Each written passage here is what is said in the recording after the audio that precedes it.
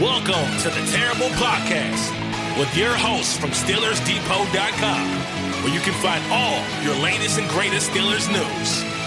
It's Dave Bryan and Alex Kozora, always lit, talking Steelers. And now, here's Dave and Alex.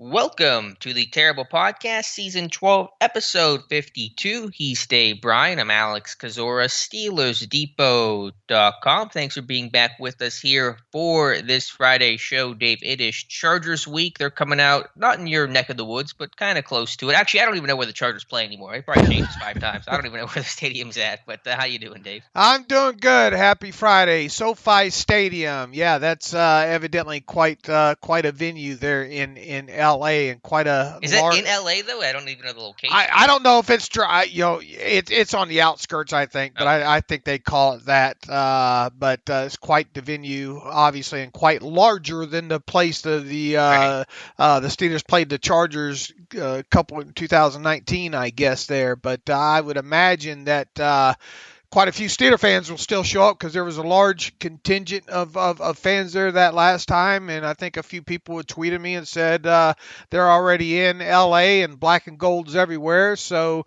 and I know going back to, what was it, a preseason or an earlier season game this year with the Raiders and who was it, the Rams or the Chargers, and it felt like a Raiders home game because of the crowd there. Mm-hmm. So I would imagine you're going to be seeing a lot of terrible towels waving there. But that is the next test for this team. And boy, do they need a win, right? They do. Big game for both sides here. Pittsburgh 5-3-1. The Chargers 5-4. Let's start by talking about who will or won't or may not be available for this game here. We'll start with the Steelers Thursday injury report. Final injury report will come out Friday, maybe by the time you're listening to this. Not practicing on Thursday were 3 players. That's Joe Hayden with that foot sprain, Kevin Dotson with the high ankle sprain, and TJ Watt with the hip/knee. Neither of those guys have practiced so far. Chase Claypool limited in back-to-back days. Trey Turner was a full participant after not practicing on Wednesday, and Isaiah Loudermilk has joined Club Groin with a limited practice. Cam Hayward was full, by the way, so obviously he'll be good to go. So Loudermilk, a name to watch here, as that defensive line that's already thin could get thinner. Yeah, let's make some wrong predictions here. Hopefully, my wrong prediction that Watt, Hayden, and who was the other Dotson. All 3 of those, I'm going to predict that they will not play, and hopefully I will be as wrong. I'm not wrong a lot, but I welcome myself to be wrong on this one. Yeah, obviously Loudermilk's not the biggest name here, but just one of the more notable ones for the groin injury and him popping up there. We'll have to wait and see. And Dotson, I think we can pretty much soundly say he's not going to play. Not been official by the team, but very, very unlikely. I think Watt and Hayden are a little more questionable, but probably on the trending towards the side of not playing in this one. But the good news is Turner looks like he's going to play, and Claypool, I think, has a decent shot. And then, of course, when it comes to the COVID guys, Minka and Ben, no updates there other than a report from Jerry Dulac yesterday, who said the team will not know if Ben is cleared or not until Saturday. Don't know what time that'll be exactly, but sometime on Saturday, probably early afternoon, if I had to guess. So that's do not expect an answer today on Ben's status. Yeah, what about how are the elevations going to go? I suppose if Minka is on the reserve COVID list, they can get an elevation for that. I would imagine that might be, I don't know, Carl Joseph, right? Potentially, right. When it comes to that. Any other elevations that you could see happening? Does it have to be 1-to-1 for the position, or could they elevate a different position in place of Ben, for example, if he does not get clear, even if it's not a quarterback? It can be. It does not have to be position for position. It just could be player for player, for what I understand. I don't think you have to have a quarterback to replace a quarterback that's on the COVID there. Yeah, I mean, part of it depends on the overall health of this group. Do you bring up an offensive lineman? They protected Chaz Green, so maybe they're going to look to call him up if Dotson can't play. I know that Green's a tackle, Dotson an interior guy, but they called up Green, I think, once this year, so just something to watch.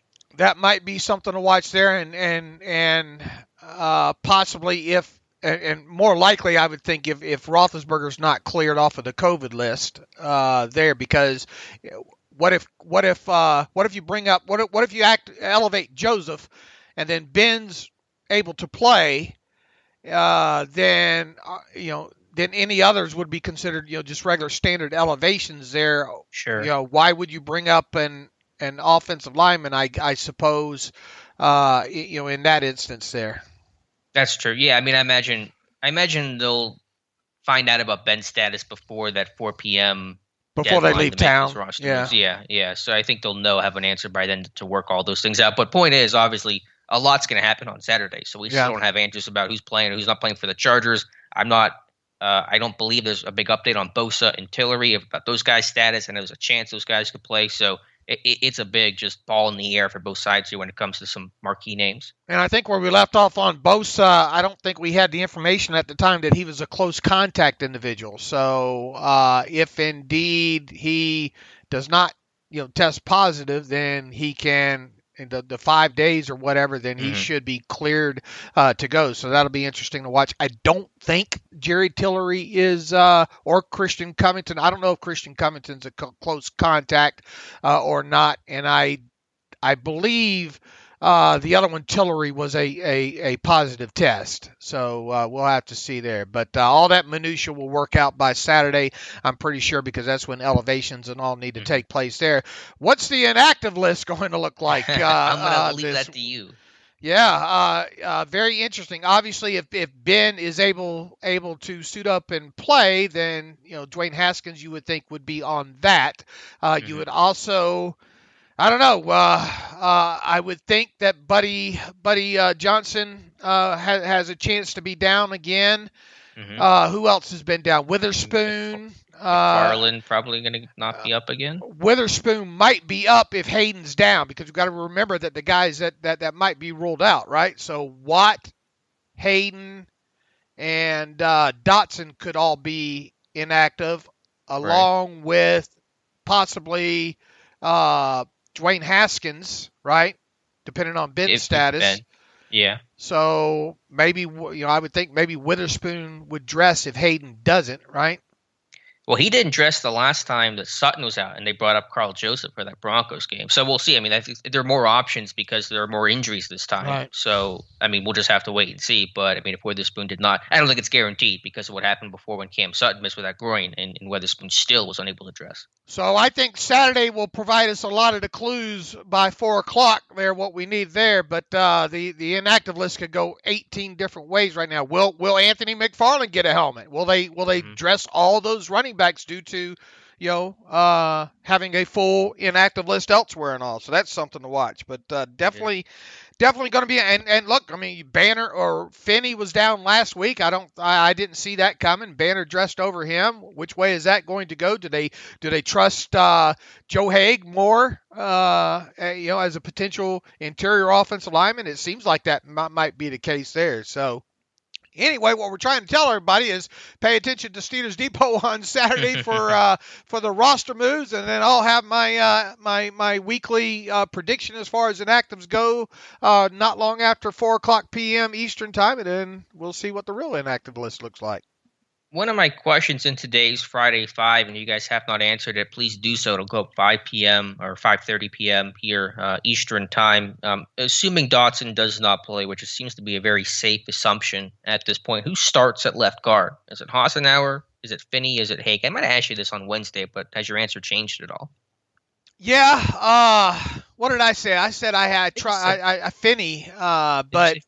Yeah, I think I said Finney because just a past experience that he's had at the left guard position. But, you throw in the fact that he was down last week. And Haig, I didn't think Haig played awful at the other guard spot, right?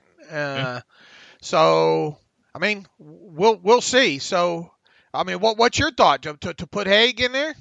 I would put Haig in there. I don't know. That's what at left guard? At left guard, yeah. I mean, kudos to Joe Haig last week. I'm pretty sure this guy has not taken a single snap at guard for Pittsburgh this season. Played 36 snaps at right guard. Played reasonably well, and to do that ice cold the way he has, man, was pretty impressive. He's the biggest guy, the best run blocker. I'm pretty sure I did say this on Wednesday's show actually, but I'll repeat myself. I would start Joe Haig. I don't know what the team's going to do. I would go with Haig.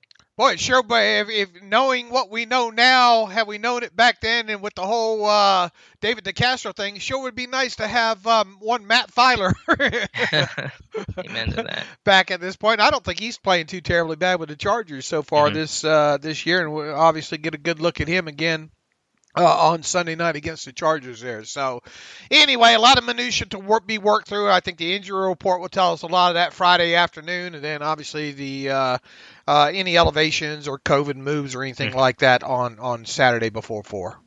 Do want to note here a little bit later in the show, we have a very special guest here. Did not get a traditional Chargers beat writer, but I think we did one better here. We'll talk with former Chargers outside linebacker, lights out, Sean Merriman. We'll talk with him about a 20-minute interview. Dave and I did talk about a little bit about his career and obviously previewing the Chargers game as well. So really excited to get to talk with Sean. That was a good get by you. Thank you. Yeah, well, it fell into my lap, so I was happy to oblige there. So, all right, Dave, let's talk about Coordinator's Corner, the unofficial version of it. Keith Butler, Matt Canada speaking with the media yesterday, as they always do. We'll start with the talk of the town here, Matt Canada, and what he had to say. What did he have to say? Anything that kind of caught your attention, Dave? Yeah, he's talked about, we've talked about did this team have enough time? Had they completed that pass to Freiermuth late that he ended up fumbling there in overtime? Whether or not there was enough time, I think Matt Canada kind of detailed that there was 15 seconds, and that was that kind of borderline cutoff time to be able to do that and run the football back to the middle of the field and then spike it and hopefully get a kick away at that point. So it seems like they use like 15 seconds as maybe that cutoff time on one of those quick passes over to the side. Yeah, well, again, I'm not mad at the play call. I think Freiermuth just a rookie mistake there for not getting out of bounds, trying to turn the field. I don't know if they get the spike off. If he does not fumble the football, then of course fumbling the football there is a killer. Talked about Ben and the process that he's going through this week and getting Mason Rudolph ready just in case Ben's not. I think the biggest takeaway from that once again is that maybe Ben Roethlisberger and Mason Rudolph still not exchange Christmas cards. Yeah, I try not to make too much of that stuff because you never really know, and we're just trying to get snippets of information and answers. But it does not sound like they've communicated a lot, so they're clearly not BFFs. But I just try to focus on their play because it's hard to read in the personal life kind of stuff. All right, and what else about some of the play calling and all? What else caught your eye from Matt Canada? There's one thing I want to talk about, the Najee Harris thing, so save that thing, save that for last. But anything else in there from Matt Canada? Yeah, Canada noted that he's been talking with Ben every single day, that Ben's been doing some Zoom calls with quarterbacks coach Mike Sullivan, and that Ben's still preparing and not under the assumption, but preparing and acting like he's going to get cleared. Not that that's going to guarantee it, but obviously he's prepared in case he does get cleared in time. So it's just interesting to kind of go through that process. I thought it was also interesting that Mason Rudolph talked about how, last year Ben being put on the COVID list for being a close contact to Vance McDonald. Rudolph had to work under the assumption that he was going to start until the last minute, and then Ben got cleared and started and played well against the Bengals. So I think it helps Rudolph, and he said this as much, to be in that situation last year and it be applicable for this year where he's in this similar situation. Not sure if he's starting or not. It's the guy during the week, and you're just kind of waiting to see what Ben's status is. So I think kind of that stuff that happened last year is putting him in a more prepared or at least familiar spot this season. He obviously went on to talk about Ray McLeod's usage in that game against Detroit. Nothing real earth shattering there. I guess the only other thing he was also. What did you think about his answer to why not more fullback or why not more jumbo package? Why not more run game? And obviously the run game and it's understandable why the pass run balance got out of whack, if you will, if you look at the final stats, especially with the overtime here. I think we talked the other day about, what was it, something like 10 pass attempts versus 2 run attempts, I think, something like that in overtime. And then, RPOs are RPOs. I mean, those are designed run plays, but, if you see, box count, obviously the pass is built into that as well, too. So I think I don't think there was anything earth shattering there as far as his answer goes about, run pass balance, I guess. Right. I mean, he gets asked about a fullback about every 2 weeks. So it's just the same answer from whenever early November, probably question was. But they ran the ball well. They ran it effectively, so I wasn't pining for a fullback in that game. And by the way, on the McLeod answer, Canada said obviously coverage dictates where the ball goes. I didn't feel like they were forcing the ball to McLeod in most traditional pass plays. And Canada did say he was happy for McLeod, which is as much emotion as he's shown all year in a press conference. So kudos to Matt Canada for really opening up there. All right. Hopefully we'll see a little bit less of McLeod maybe in the targets as they go Sunday night against the Chargers there. All right. One other thing to talk about, I think there was him being asked about the heavy usage of Najee Harris so far, and I'm trying to find the exact quote here. I think it's about midway down the page. Are there times during the week when you allow Najee Harris to not work as hard so you can save him for game days? Is that the one, or is there a separate question? Yeah.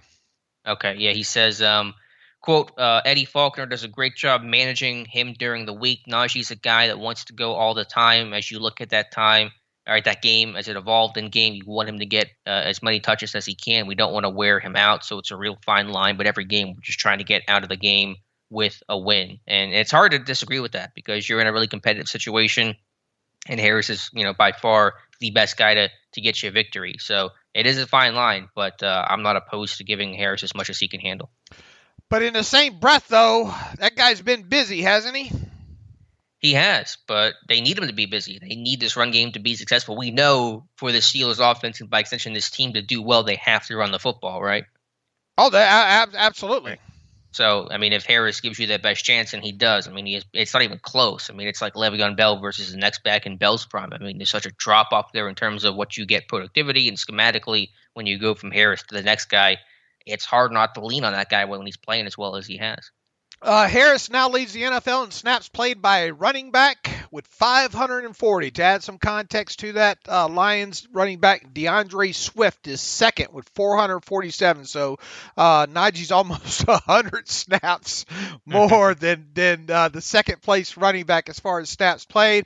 Najee Harris is now second in the NFL in total touches with 190, and only Tennessee Titans running back Derrick Henry has more than that.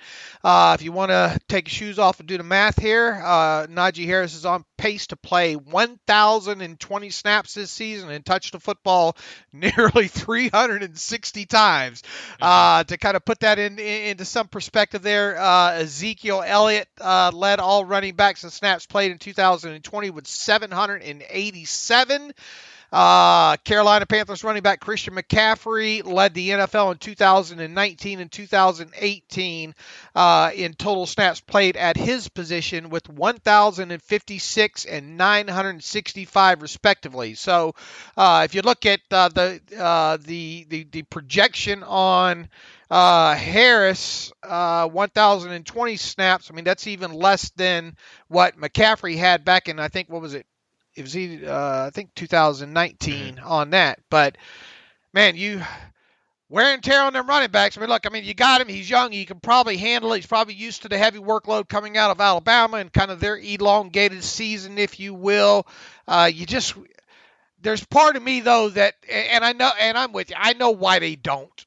Because, they just don't have the confidence in Benny Snell Jr. or Kalen Ballage, and obviously right now not Anthony McFarland Jr., who's been inactive for the last 2 games, and he's played all of 7 offensive snaps so far this season. And in that one game he dressed for, you just would like them to have better options to be able to spell Najee more. But right now, it's hard to predict that happening, especially Sunday night. So I suppose we'll see what happens past Sunday night. But I would think Najee's, the plan would be to get him, another 25 to 30 touches and 50 or more snaps, depending on how many snaps are played in the game. Hopefully this one don't go to overtime on top of it, and hopefully you have maybe some short fields and kind of lessen those snaps there. All I'm saying is, it's a good thing they're watching it because he's certainly had a heavy workload, and you kind of wonder about that proverbial rookie wall. And, if this team does manage to get into the playoffs, will he be worn down to a nub then, or is just one of those things? That's a good problem to have if we can get to it.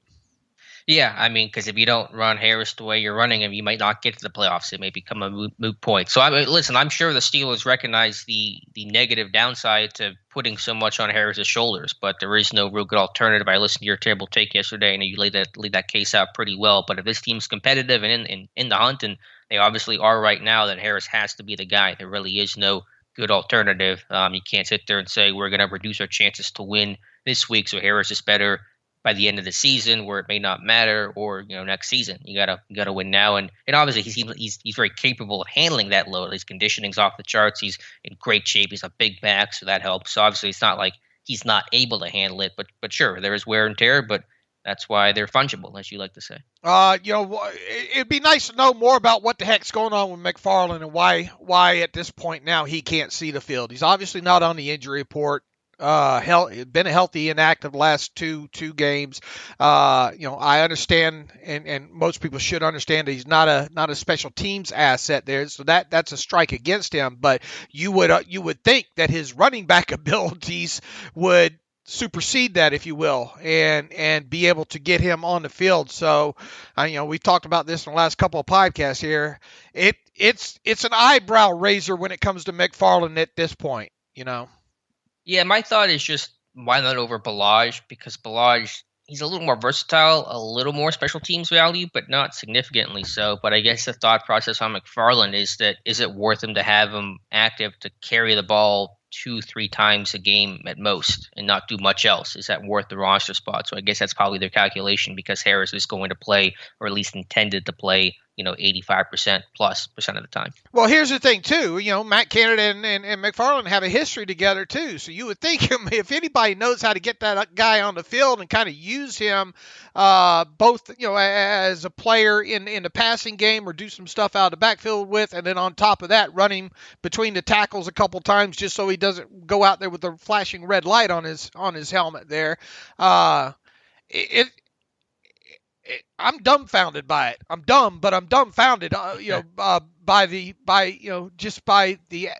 aspect that they can't get him in a helmet, and they can't even get him on the field for 5, 6, 7 snaps, and the ball in his hand on 2 of those, just to help alleviate some of the wear and tear on Najee Harris. Because look, it was McFarland's freshman season, but I can remember breaking down some film on him and how creatively Matt Canada was able to get the football out to him out in space with some direct horizontal motion out of the backfield, those kind of things there. So I wish it'd be interesting if Canada was pressed more of why can't McFarland get on the field, and why can't you get him some touches, Yeah, or even get in a helmet, Right. He's just not the focal point of the offense. They're not really designing a lot for him, because he's just a guy. He's just a backup. You don't design a whole lot for the backup that's going to play maybe 5 snaps a game. So whenever he was the lead dog at Maryland and arguably their best player, you design the offense around him. You don't design the offense around McFarland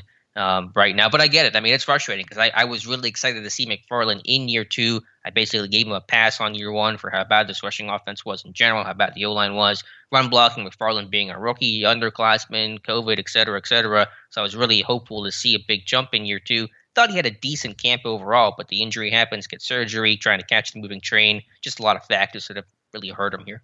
All right, you done with old Canada? Done with old Canada. And if you could press Canada probably 20 times on McFarland, he'd just say, well, we're just trying to win. We're just trying to play the best people. I mean, that's all I'm sure he would say there. And he say you can put that on me. You put that on me. Yeah, we need to give Canada a truth serum and something. Anyway, Keith Butler here speaking with the media as well. A lot of talk about Trey Norwood this week, obviously. Probably one of the central guys to look at, assuming Minka Fitzpatrick does not play in this one. And again, lauded by Butler and others for his football IQ and versatility, all things I think we've seen on display in recent weeks. Where do you expect him to be in that defense? Probably starting at free safety, again, assuming Minka does not play. Now, again, as Tomlin said, they'll have probably multiple guys to fill those roles. And if Norwood's at free safety, he was working as the slot corner last week, so Millett's going to probably bump back to the slot. And Carl Joseph, if he gets elevated, is going to probably have maybe a package in there as well. But long story short, I mean, they might move him around some, but he's probably your free safety. And that's a little bit concerning, because this is a kid that really didn't play a lot of free safety at Oklahoma. I mean, he moved around a lot. We've heard the tag about how smart he is, Swiss Army knife, all like that. But he didn't have some of the best snaps. I don't remember at during the preseason and all. That Eagles game specifically took the bad angle on one of those, I think, short passes and all like that. So, boy, if he's out there and if he's going to be the one that's predominantly tied to the post, you can bet for sure the Chargers are going to go after him. Yeah, you're right. I mean, they're going to go after any of those rookies, but Norwood, to his credit, has played well. I think exceeded even my expectations for what he was able to do his rookie season. And again, it goes back to what are your alternatives? If it's not Norwood at free safety, who's it going to be? And again, it's going to be a variety of guys. I mean, they can spin, corners, and Sutton could spin back occasionally. But if it's not Norwood, I mean, you got Killebrew, you got Joseph, you got Millette, I suppose. Norwood's the best player of those names. Maybe you just play a lot of too high shell and hope you can keep the running game at bay and not have to constantly spin. I mean, obviously they're not going to play too high the whole game, and they'll show some looks in too high and probably sometimes spin Norwood down and spin Edmonds down out of that. Try to mix it up a little bit in there so the Chargers can't get the read on them there. But I would. If I could, I think I might want to just try to keep the lid on the thing, especially when you got some Mike Williams explosive, and they got some explosive players over there that can get. Keenan Allen's obviously an established guy, can get over the top and all as well too. But I mean, you got to keep those shot plays at play. Can't get beat deep over your head there, and I think a good way to kind of break Norwood in is kind of limit the stuff that he has to do in the middle of the field as a single high. Yeah, I mean, I'd rather have Norwood playing single high than Edmonds, though. I'll tell you that. Mm-hmm. But the issue is, if you play too high, this Chargers running game is pretty decent. Eckler's having a good season, and this team has not stopped the run well. So you play too high, can you still stop the run out of even and maybe you're -1 in the box? Can you do that? And that's going to be a big challenge for those guys up front. And don't you deny the fact that the Chargers looked over that Lions tape pretty good with that heavy package last week as well too. We'll get more into that in a little bit here. Mm-hmm. But what else did I mean, obviously there is a lot of talk about Trey Norwood, and going to be interesting to see where he ends up there. And also Butler talked about the outside linebackers needing to step up, and Taco and Derek and. That's another thing. Maybe they're going to elevate, and maybe they could elevate one of those outside linebackers, right? If they don't have Watt, that might be an elevation that happens. Yeah, who do they have? They have Delonte Scott. I don't think any of those guys have been up. I think don't they have two on there right now? I want to say I was trying to look at the practice squad yesterday because it changes so much and their names in there. I kind of forget. Like Tyler Bonds is on there, and I forgot that he was signed a while back. I know they signed Scott. I think they had somebody else. I think you're right, Dave. They signed that guy. Jacob. Oh, I don't know how to pronounce his last name. Jacob Marnier. There's another name in there, but I can't pronounce that they just signed. But he's more of, I think, maybe an end type of guy. I don't know his story too well. Let's see. Have they not updated the bottom end of that? Okay. Yeah, Jacob Tuiatu Mariner. Yeah, Mariner. Yeah, he was the kid out of UCLA that. Wasn't he the one that got big and then lost all the weight? I believe that's him there. So it wouldn't probably be him because he hadn't been around too terribly long. So it would probably be Delonte Scott if they pull up an outside linebacker, elevate one. Yeah, I would think so. And they Marnier, however you say his name, listed as an offensive lineman for some reason. That's incorrect on the Steelers site, so it's kind of throwing me for a loop here. He's an outside linebacker, defensive end kind of a guy. So yeah, we'll see it. Like I said, I think Saturday is going to be super interesting in which way this thing goes. And the only reason you call up a guy like Delonte Scott is for in case of emergency, and hopefully he can take up some of them snaps on special teams. Get on one of those coverage units or something like that. Right, but it is a big week for the edge guys. I think even more so for a guy like Taco and Derek Tuska, because I don't want to preview the Chargers too much yet, but Alex Highsmith has a heck of a matchup against Rashawn Slater, who's having a great season at left tackle, one of the one of the best rookies from this class so far. And so if he's struggling to get pressure, then obviously you want Cam Hayward and those guys to win. But you're really going to want to take advantage of that right side where that right tackle is a lot weaker than the left tackle. Yeah, the rest of the outside linebackers not named T.J. Watt currently on the 53-man roster have a combined 1.5 sacks, right? And Highsmith has the 1.5 sacks in one game, no less. Okay, there you go. So that's another thing. Are you going to have to? We might have to see this team get creative with some blitzes in this one and sending numbers, right? Yeah, you might have to because, of course, pressure is going to be key. But this team has not blitzed a lot this season. They've been incredibly conservative compared to where they're normally at. I don't know where the numbers are as of last week, but they're much, much lower than any season we've charted. So you may have to get more creative, absolutely. All right, what else about Keith Butler? I just thought his honesty, I've always appreciated. Basically, he admitted, we have a lot of unknowns about these backups, and we're going to have to just find out. And he said, quote, do we like what we see in practice? A lot of times we do, yes. But what happens in practice and what happens in the game sometimes are totally different. How do people perform under pressure? That's what the whole NFL is about. If you can perform under pressure, then you're going to have a job. If you can't, you're not. Simple as that. End quote. A very honest and I think a very accurate answer. And we don't talk about pressure and handling the mental game of the NFL too much, but that is what defines players and defines guys that win and guys that lose. He heaped a little bit of praise on Highsmith too, liking what he sees so far out of him, and talked about how he's the kind of guy that make a mistake once, you don't have to tell him about it again to correct it. Those kind of things there. But I think you just hit on it a couple minutes ago. There is a big week for Alex Highsmith going against a good rookie tackle there, and not having T.J. Watt, potentially not having T.J. Watt on the other side. If there was ever a coming out party for Alex Highsmith as a pass rusher, this would be certainly the game to do it, right?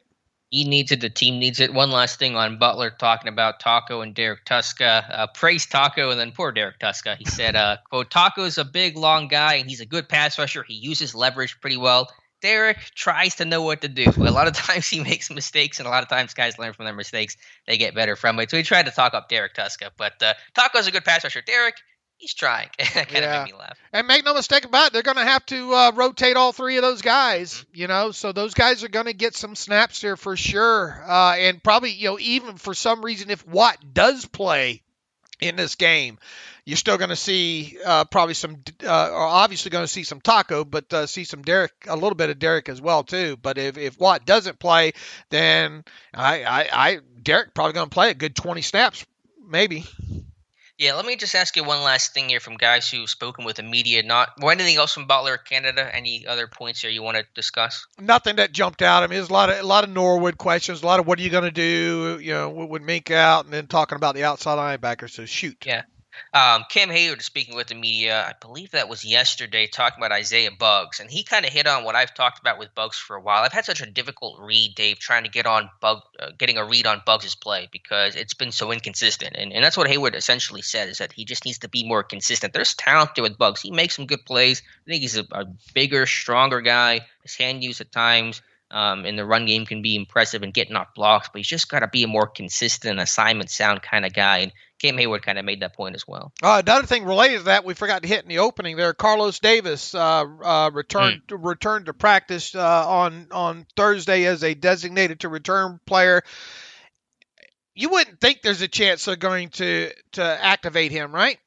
I mean, I guess there is a chance. I mean, we've seen players, around the league, get their window open, and then the next game they get activated, off IR. But you would at least think with a guy like him, as much time as he's missed, you'd want him to get a week or two of practice, right?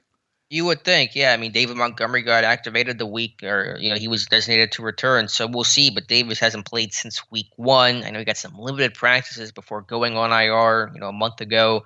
So I wouldn't expect it, but with how desperate this team is, if Loudermilk can't play, Carlos Davis might not have a choice but to come back. That's true. If Loudermilk, what's the numbers look? Well, I mean, they'd be down one if they don't have Loudermilk, right? Yeah, they'd have Hayward, they'd have Wormley, they'd have Buggs, and they'd have Mondo as their 4. And they have some guys. They've got Archibong on the practice squad, I guess, but do you really want to see that guy play? Boy, you know what? The more I think about it, we walk through it like that. Today's a big day on the injury report for Loudermilk. So if he's like questionable or obviously ruled out, they might go ahead and pull Davis up and activate him as one of those you obviously he's not on a practice squad, so you can't elevate him, so he had to go straight to the 53 and have to make a move, right? Have to make a move if I guess if Ben stays on the COVID list, that's a spot there.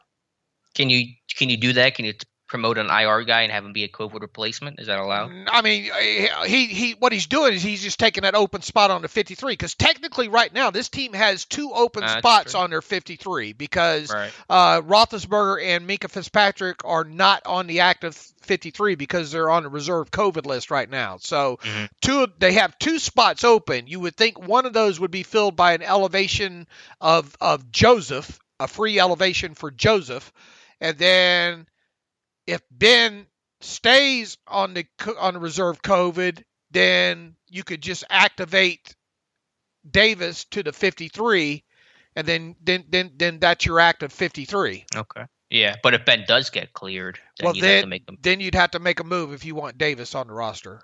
Yeah, assuming Davis wasn't the one that took the place of Minka. You know what I'm saying? Right. Yeah. I think there's a flow chart somewhere that describes all of this. No kid, boy, all this stuff really got confusing last year, didn't it? Yeah, it really did. I mean, I like it. In fact, if it was up to me, they would expand the 53-man roster by a couple, and I like the 16-man practice squad. I think elevations should be here to stay, regardless, kind of thing. On top of that, but it is a whole new level of this, maybe. Than that. We do need a flow chart at times for this thing. Yeah, so if Carlos Davis can come up and just play 10, 12 snaps, then that might be good enough, and they'll get some pass rush juice out there as well. We'll see. But yeah, Loudermilk and name to watch here because that may have a ripple effect on the rest of this roster. Sure could. All right, Dave. Overall on Bugs, by the way, just your thoughts on Isaiah Bugs, going back to the original talking point here. Just I had him and Carlos Davis kind of neck and neck throughout the preseason and all, and I'm a little bit more partial to Davis as the better all around guy than Bugs, but not by much. There, look, the time's ticking with Bugs now, right? And he's been around long enough now, so I understand why they went with him, and obviously with Carlos Davis missing all that time and all like that, but. Yeah, he does. Look, he does flash at times, right? I mean, he'll swim right over a center and make a play, but then next two plays get blown out of the hole or being wrong, bad fit and those kind of things. Yeah, the consistency again, the big thing with him. By the way, I should mention talking about backup options, Loudermilk down. We mentioned Carlos Davis. How about his brother Khalil? I guess Khalil could get called up, right? He's probably been around just long enough to play 10 snaps. Yeah, you could use up an elevation for him, I suppose, if he knows enough what's going on up there. So that could be a potential possibility as well. Yeah, so just want to note that. So again, the multiple in many ways this roster could go. Where it stops, we'll find out. Yeah, there's no sense doing an inactive prediction right now on this show because it would be wrong. Remember when you did those on like Friday afternoon? Oh, Lord. Just clean injury report. Okay, these are going to be the guys. And now it's like Saturday at like 4 p.m. just trying to wait and see how this thing's going to shake out. Yeah, because you could usually pencil in about 3 and know that you're going to get those 3 right. But what's going to happen with the other 2 to 4, because of elevations and all like that.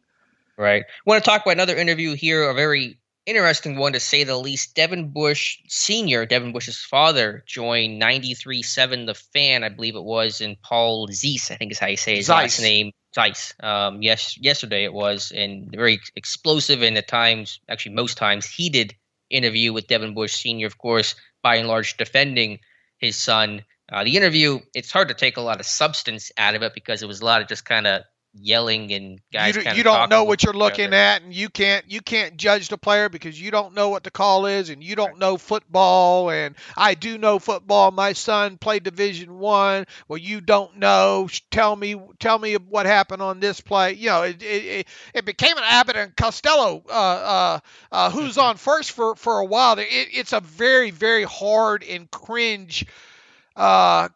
cringe-worthy listen, to be honest with you. I mean, it's sure we wrote about it, we listened to it. It's going to get run and all like that. And I guess that's the name of the game, right? Get listeners and create buzz. But there's not a lot of substance there other than, athlete's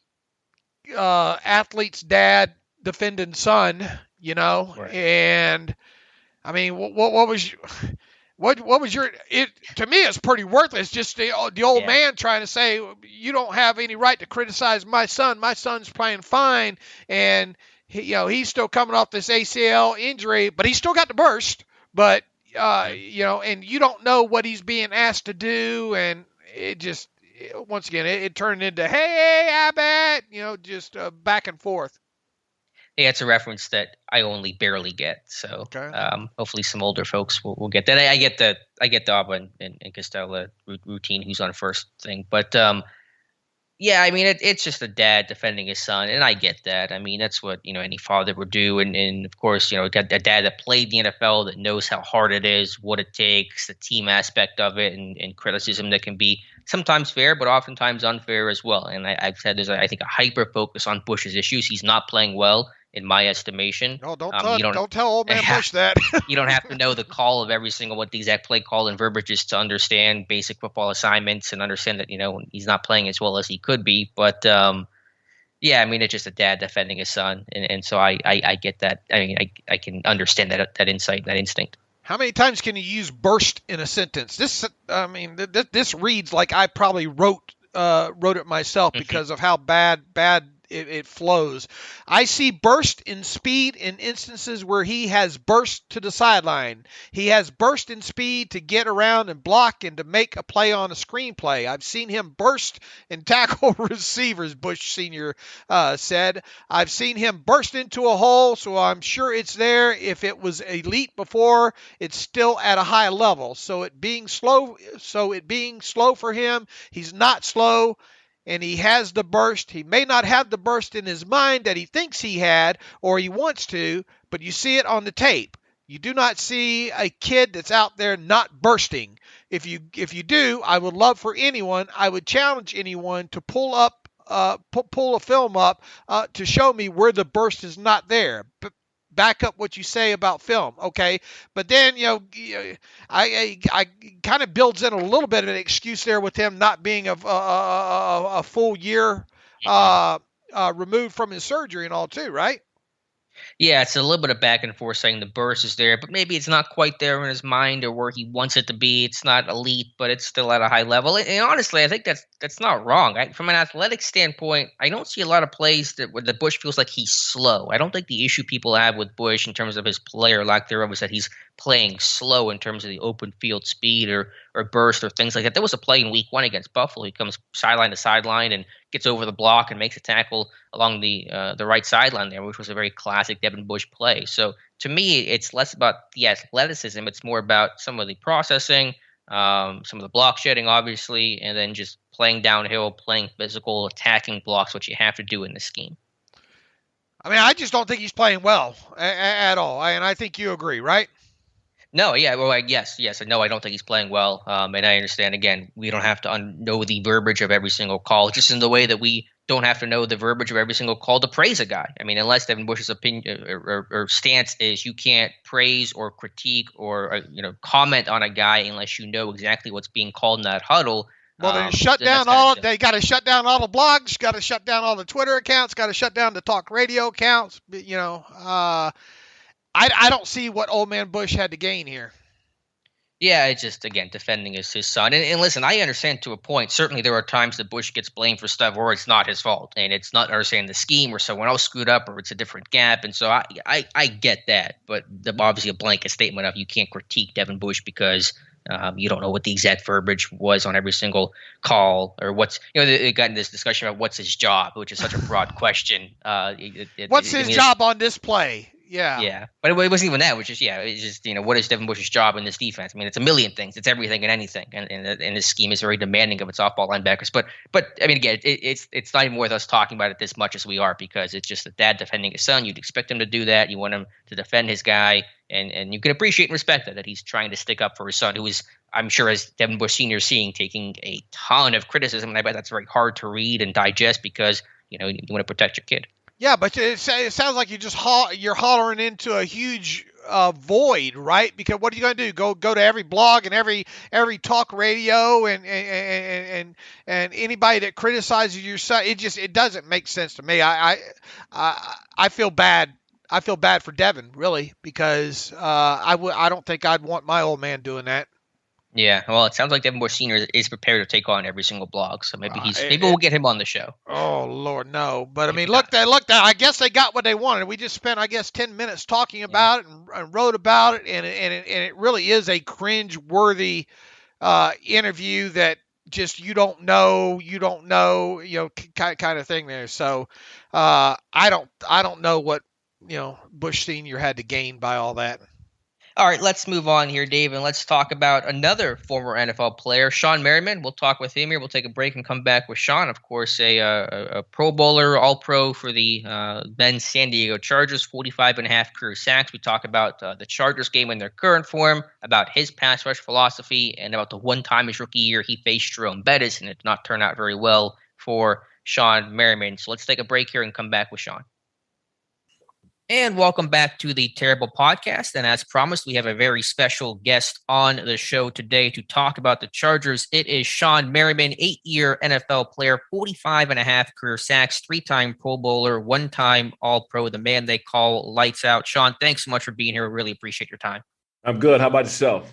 Doing well. And that's 3-time All-Pro, by the way. I don't know what that popped up. 3-time. Oh, I didn't mean to shortchange you. Oh, yeah. No, you can't take away Don't short the guest, Alex. I want to talk Chargers here. And just the kind of first question here, talking about Justin Herbert, second year with the team, had a really strong rookie season. It looks like the numbers are similar in year 2 for him. But the offense seems to be, I don't know if it's stagnant, but 15th in point. Doesn't feel like they've taken quite that leap. Is there a reason for that? And how would you evaluate Herbert's play in year number 2? Yeah, we definitely didn't have a good game against the Ravens. I think that was probably maybe even his worst game of his career. But also, too, when people are struggling, I always look on the opposite side of the ball, right?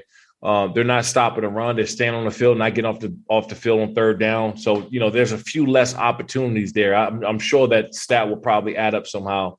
But, if Justin Herbert doesn't have the opportunities to put the points on the board, because the defense can't get off the field. And that's been a very, very big problem lately. So I'm hoping that clears up, because they're a great team. And they got some bright spots on there, probably some of the best in the league when it comes to certain positions. And just hopefully that they clear that thing up. How would you evaluate this coaching staff? Brandon Staley, head coach, Joe Lombardi, the OC. I heard, kind of had a Saints feel that Lombardi was bringing over to the Chargers. Schematically, are there differences with Staley's approach? I know he's aggressive, all into the analytics. Is there a difference from last year's team in terms of how it's run compared to this year's? I think the confidence level, and it starts at the top, right? When you look at Brandon Staley and you get around him, you see him talk, you just know he just breathes confidence. And when you have a head coach that's confident like that, it's going on 4th and 7, going on 4th and 9. Even if when you don't get it, it's like, you know what, we got the confidence that we'll overcome whatever happens, no matter what. I got a chance to talk to him when they first brought him in. He called me. We talked on the phone for about 20 minutes or so, and I could just tell in his voice, man, he was excited about the opportunity, because he knew what kind of position you're walking into with a guy like Justin Herbert, right? Mm-hmm. You're walking into Joey Bosa and Derwyn James and, all these. So you got a real opportunity there. And I think that other than the last few hiccups they've had this year, they've been playing pretty well. Just quickly, and I'll have Dave ask a question. If you want me asking, what did Brandon ask you about when he called you, just for a feel about the area, the team, the culture, or what? I think he was reaching out to anybody who had, significant influence and just in the presence with the organization and the fan base, and Because those years that we had there when I was there, and myself and Phillip Rivers and LaDainian Thompson, all of us, those were some golden years for the Chargers. I mean, we were hot. We played extremely well, and I had the opportunity to play with 3 or 4 different Hall of Famers. I walked in the locker room with Drew Brees being a starter and Phillip Rivers as the backup. So when you think about it and put it like that, that's how stacked we were. Sean, when you look at the Chargers so far this year, start off 4-1, and since then 1-3 in their last 4 games. Obviously, the bye was in there as well too.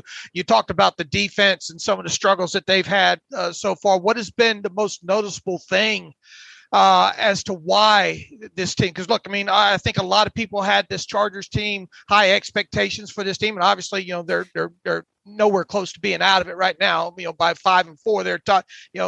What has been the biggest change that you've seen though in these last 4 games that's contributed the most to the 1-3 in the last 4?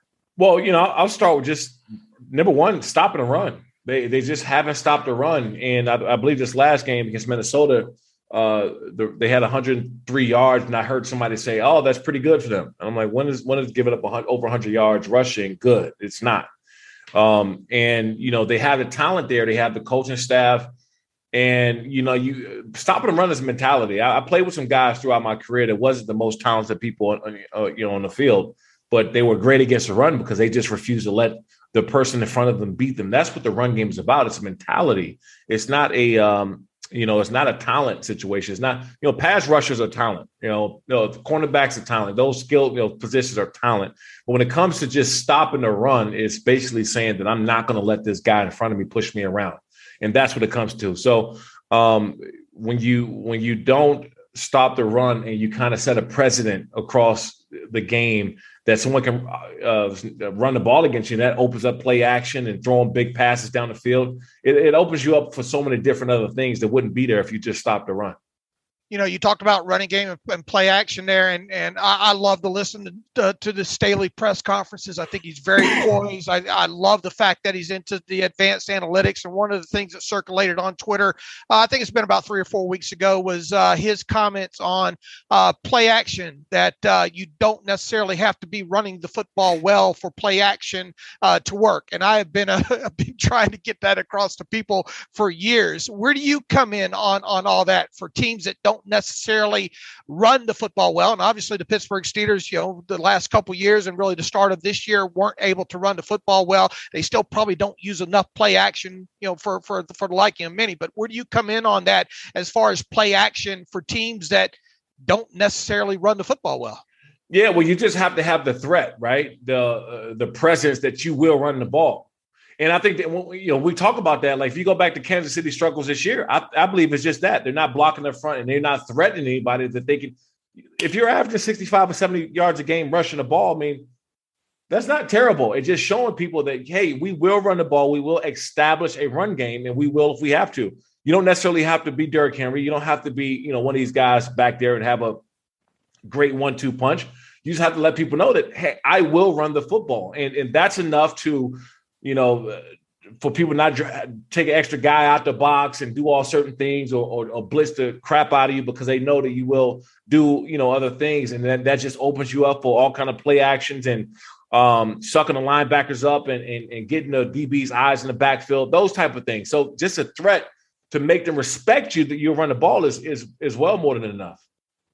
Sean, also, you're obviously premier pass rusher in the NFL for numerous years, and I'm sure you pay attention to that now.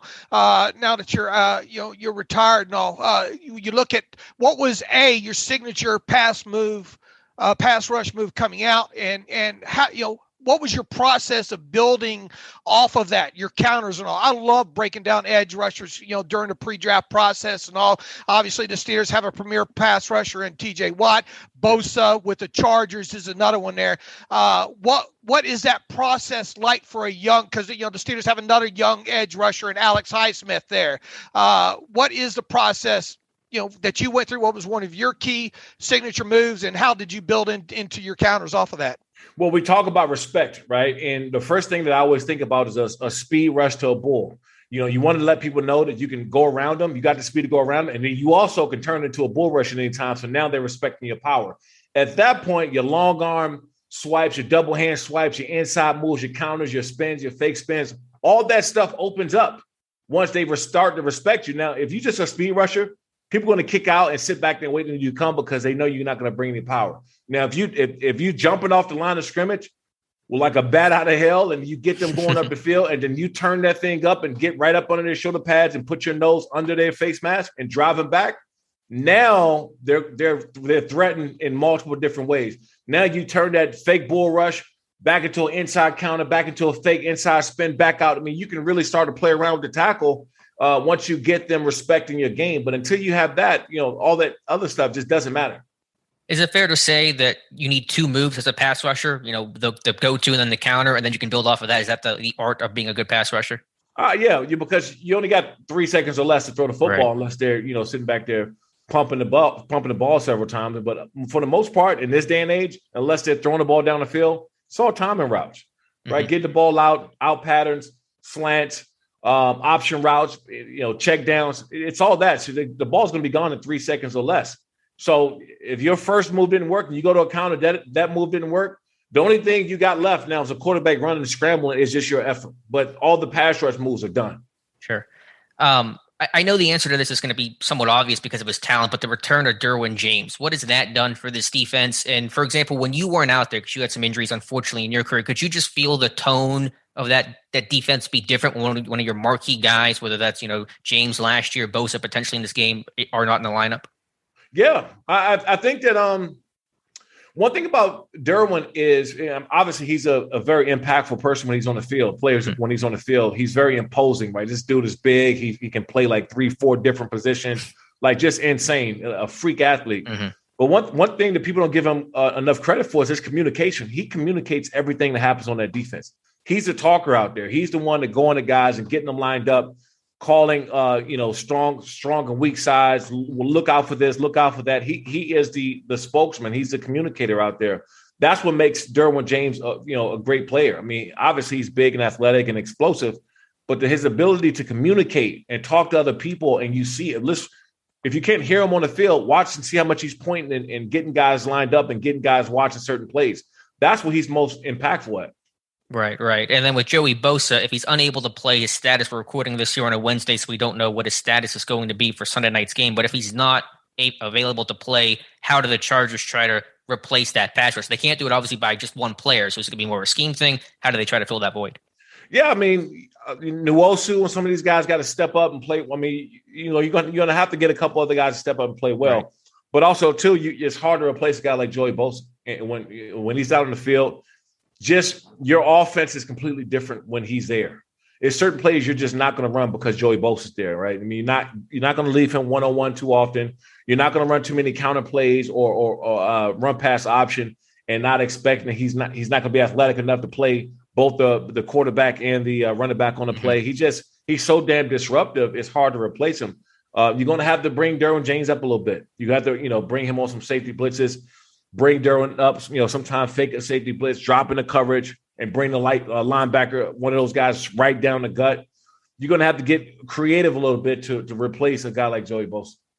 When you look at Justin Herbert and specifically last season and all, one of the things that I think that stuck out to me on tape, I kind of wondered if he was going to be able to push the football down the field successfully coming out of college. And he answered a lot of those questions almost immediately when he got into that lineup last year, and really – it really surprised me in that aspect, and his accuracy was there, and it didn't look like it was too big for him.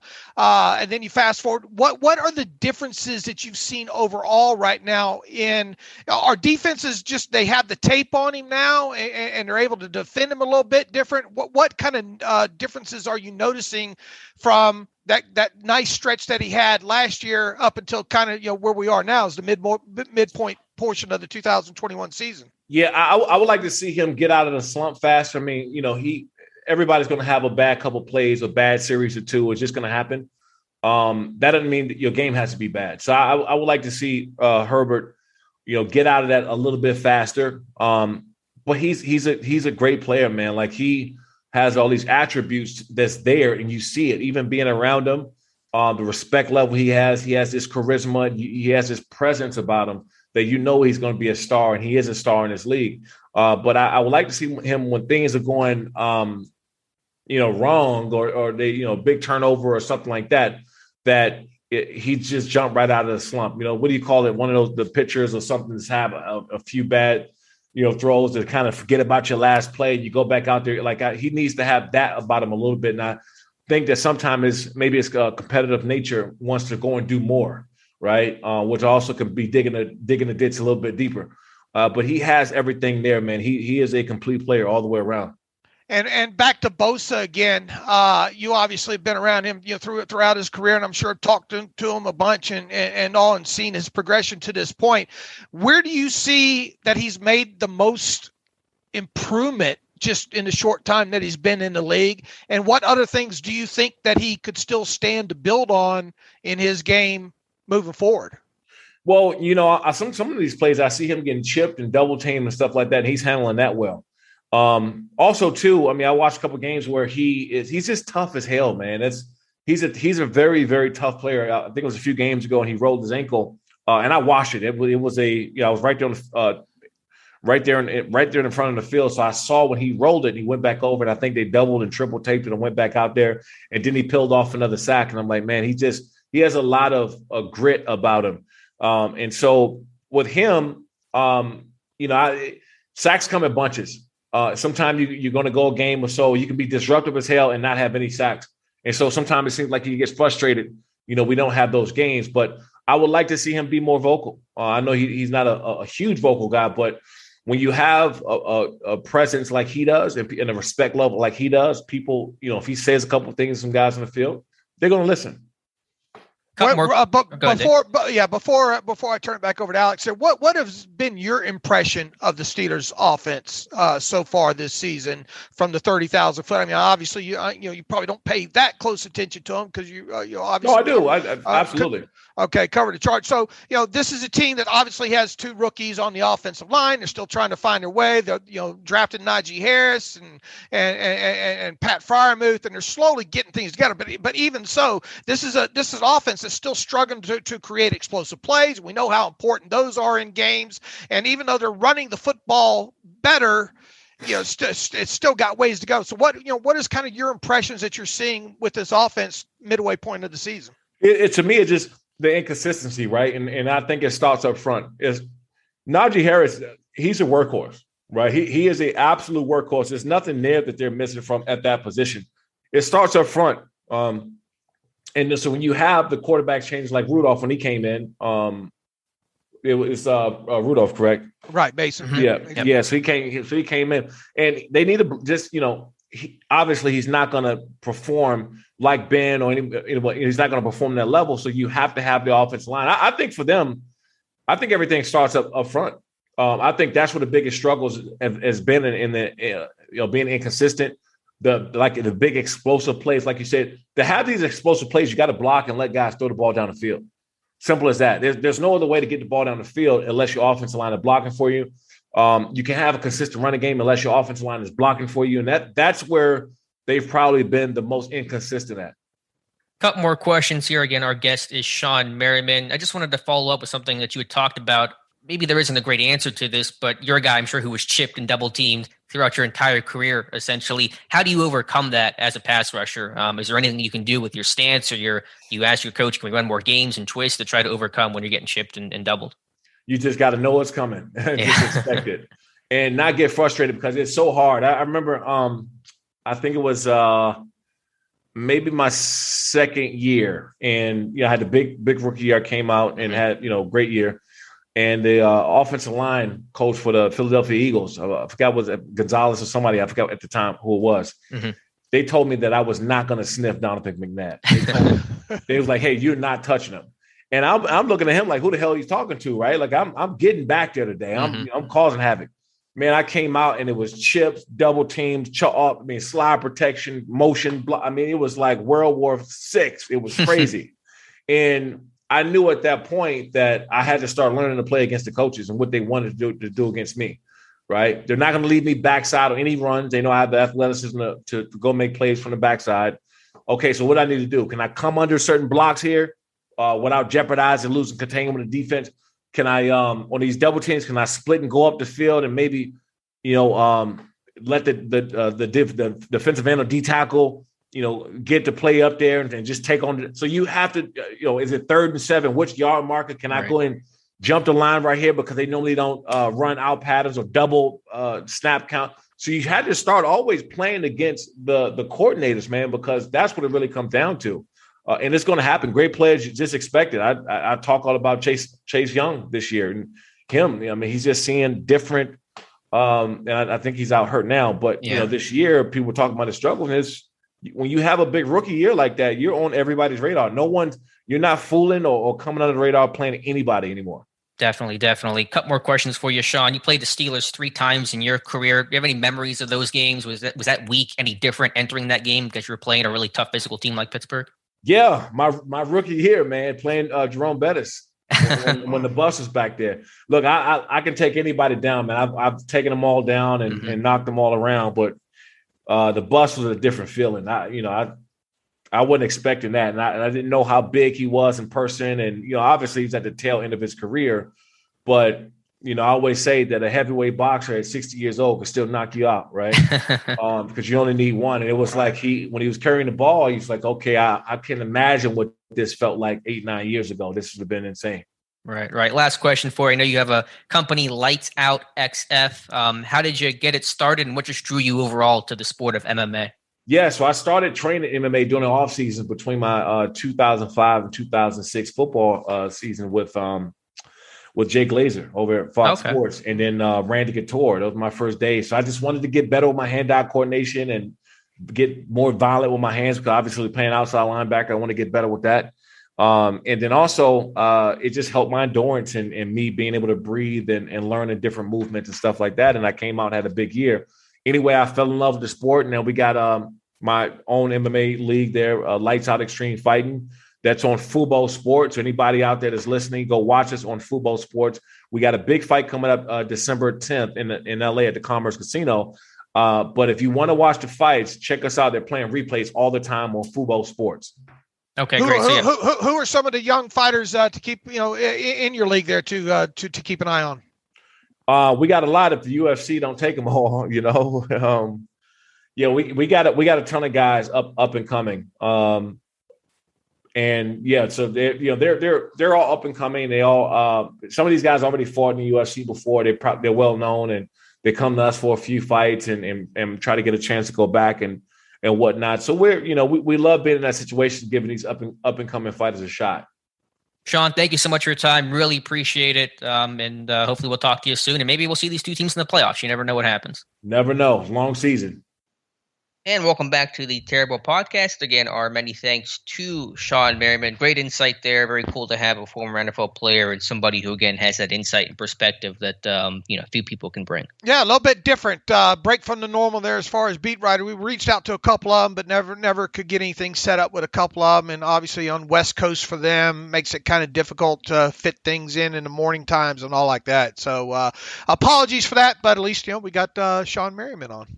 Yeah, and appreciate his time and his insight again. So, all right, Dave, let's preview this game, this Chargers-Steelers game, Sunday Night Football, primetime football, Pittsburgh going out to L.A. And something about them traveling to L.A. always seems to bring an unusual circumstance. With Hodges, I think Dr. Mo said Mike Vick had a start out there with Pittsburgh against the Chargers. So hopefully it results with a win, as it did the last time they traveled out there in 2019 with Hodges. I wouldn't say leading a win, but starting that game in a victory for Pittsburgh. Yeah, and once again, you might have a different quarterback. We'll see what happens. Obviously, if Ben gets on that plane on Saturday, he's probably going to play, right? Right. I'm just curious, not to get in the weeds of this, logistically, if he doesn't get cleared till afterwards, I guess he's taking Rooney's private jet out there. I mean, I wonder how that's going to work. I mean, I'm sure if it meant getting him there, they'd get him there. Right. So, yeah, I mean, that's where it starts. But, yeah, let's talk about the Steelers' offense here against this Chargers defense. And I think regardless of who's at quarterback, the idea and the philosophy is going to be to run the football early and often. This is the 32nd ranked run defense for the Chargers. Surprised to see them dead last. And certainly if they're missing Tillery and or Joey Bosa, it should be even easier to run on those guys. And so that's going to be the philosophy here is, of course, to give the ball plenty to Najee Harris. And boy, they've got Linval Joseph banged up as well too. I mean, they have got some issues there along that. Even if Bosa plays, we'll see what happens with Covington and Tillery. What happens with those guys, and then who are some of the other guys? I'm trying to pull up the injury report of theirs real quick to see. I don't think Linval Joseph has practiced at all this week with a shoulder injury, and Justin Jones, it looks like he might dress knee injury, but he's practiced full both times this week here. So, depending on what happens with Covington and Tillery and Linval Joseph, that would obviously be a big loss for him if they don't have him on top of a defense that. I laid in bed last night, rewatched that game against the Eagles. I'd already watched the All 22. I watched just a regular TV copy of it last night. The Eagles had some fun running on them, and I think the game that the Chargers just played too. Help me out. Minnesota had some success in the running game as well too. So high diddle send Najee up the middle, and you might want to go a little bit heavy on there too because the Eagles, I think, used quite a few heavy personnel groupings against the Chargers with some success in that game. Now, the Eagles, obviously, Jalen Hurts played a heck of a game, I thought, overall against the Chargers in that game. And, of course, his ability to run, and he did run a few times in that game, that adds an element with some of that kind of that read option stuff there that obviously the Steelers don't have. But you got to go into this thing thinking that you're going to pound the rock for sure. And the Eagles don't run on anybody because they don't run the football. So the fact they did that against the Chargers says something. In the Vikings, they use the fullback quite a bit with C.J. Ham. That's more their personality than Pittsburgh, but maybe you do go heavier in this game. Which it's weird though. I look at the numbers and I see them, but this defensive line is good. I mean, Joseph and Tillery, those guys, when they're singled up, they get off blocks, they make tackles. I mean, both of those guys have 30 plus tackles this season. Only one of 4 teams this year to have 2 interior defensive linemen with 30 plus tackles. They got good linebackers. They got Derwyn James. But I think if you can secure double teams on Tillery or Joseph, if those guys play, then you're going to win the line of scrimmage, and then Najee Harris is going to have to create and make a linebacker miss. But I think trying to single up and base block those D tackles, again, Tillery or Joseph, if they play, is going to be a bad thing for Pittsburgh. But if you double team and secure those blocks well, then I think you'll find success. They have allowed 8 explosive running plays so far this season. And the Steelers are worst in the league with allowing 10 of them so far. So Chargers not doing very good in not allowing explosive runs. I think I want to see that. No, I want to see them put 5 defensive linemen, or 2 outside linebackers and 3 defensive linemen on the field, Alex. I think I try to go as much heavy as I can offensively in this game and try to bludgeon them. Yeah, I would go man blocking, combo blocks, duo blocks, ace blocks, and then some inside zone. I'd keep it downhill. I wouldn't run perimeter stuff. I wouldn't run jet kind of stuff. I wouldn't run outside zone. I would get the ball downhill. I would get strong double teams up front, and I think Harris will have to play well and make a linebacker or 2 miss. You look at Dalvin Cook in that game. He had to create on his own occasionally because sometimes that hold was not there because those D tackles are strong and they take away lanes. But I think you can run on them if you play downhill football. I think you made a good point about on the perimeter too, because while I don't think the Chargers are all so great against the run in between the tackles there in that game against the Eagles, they defended the edge pretty well.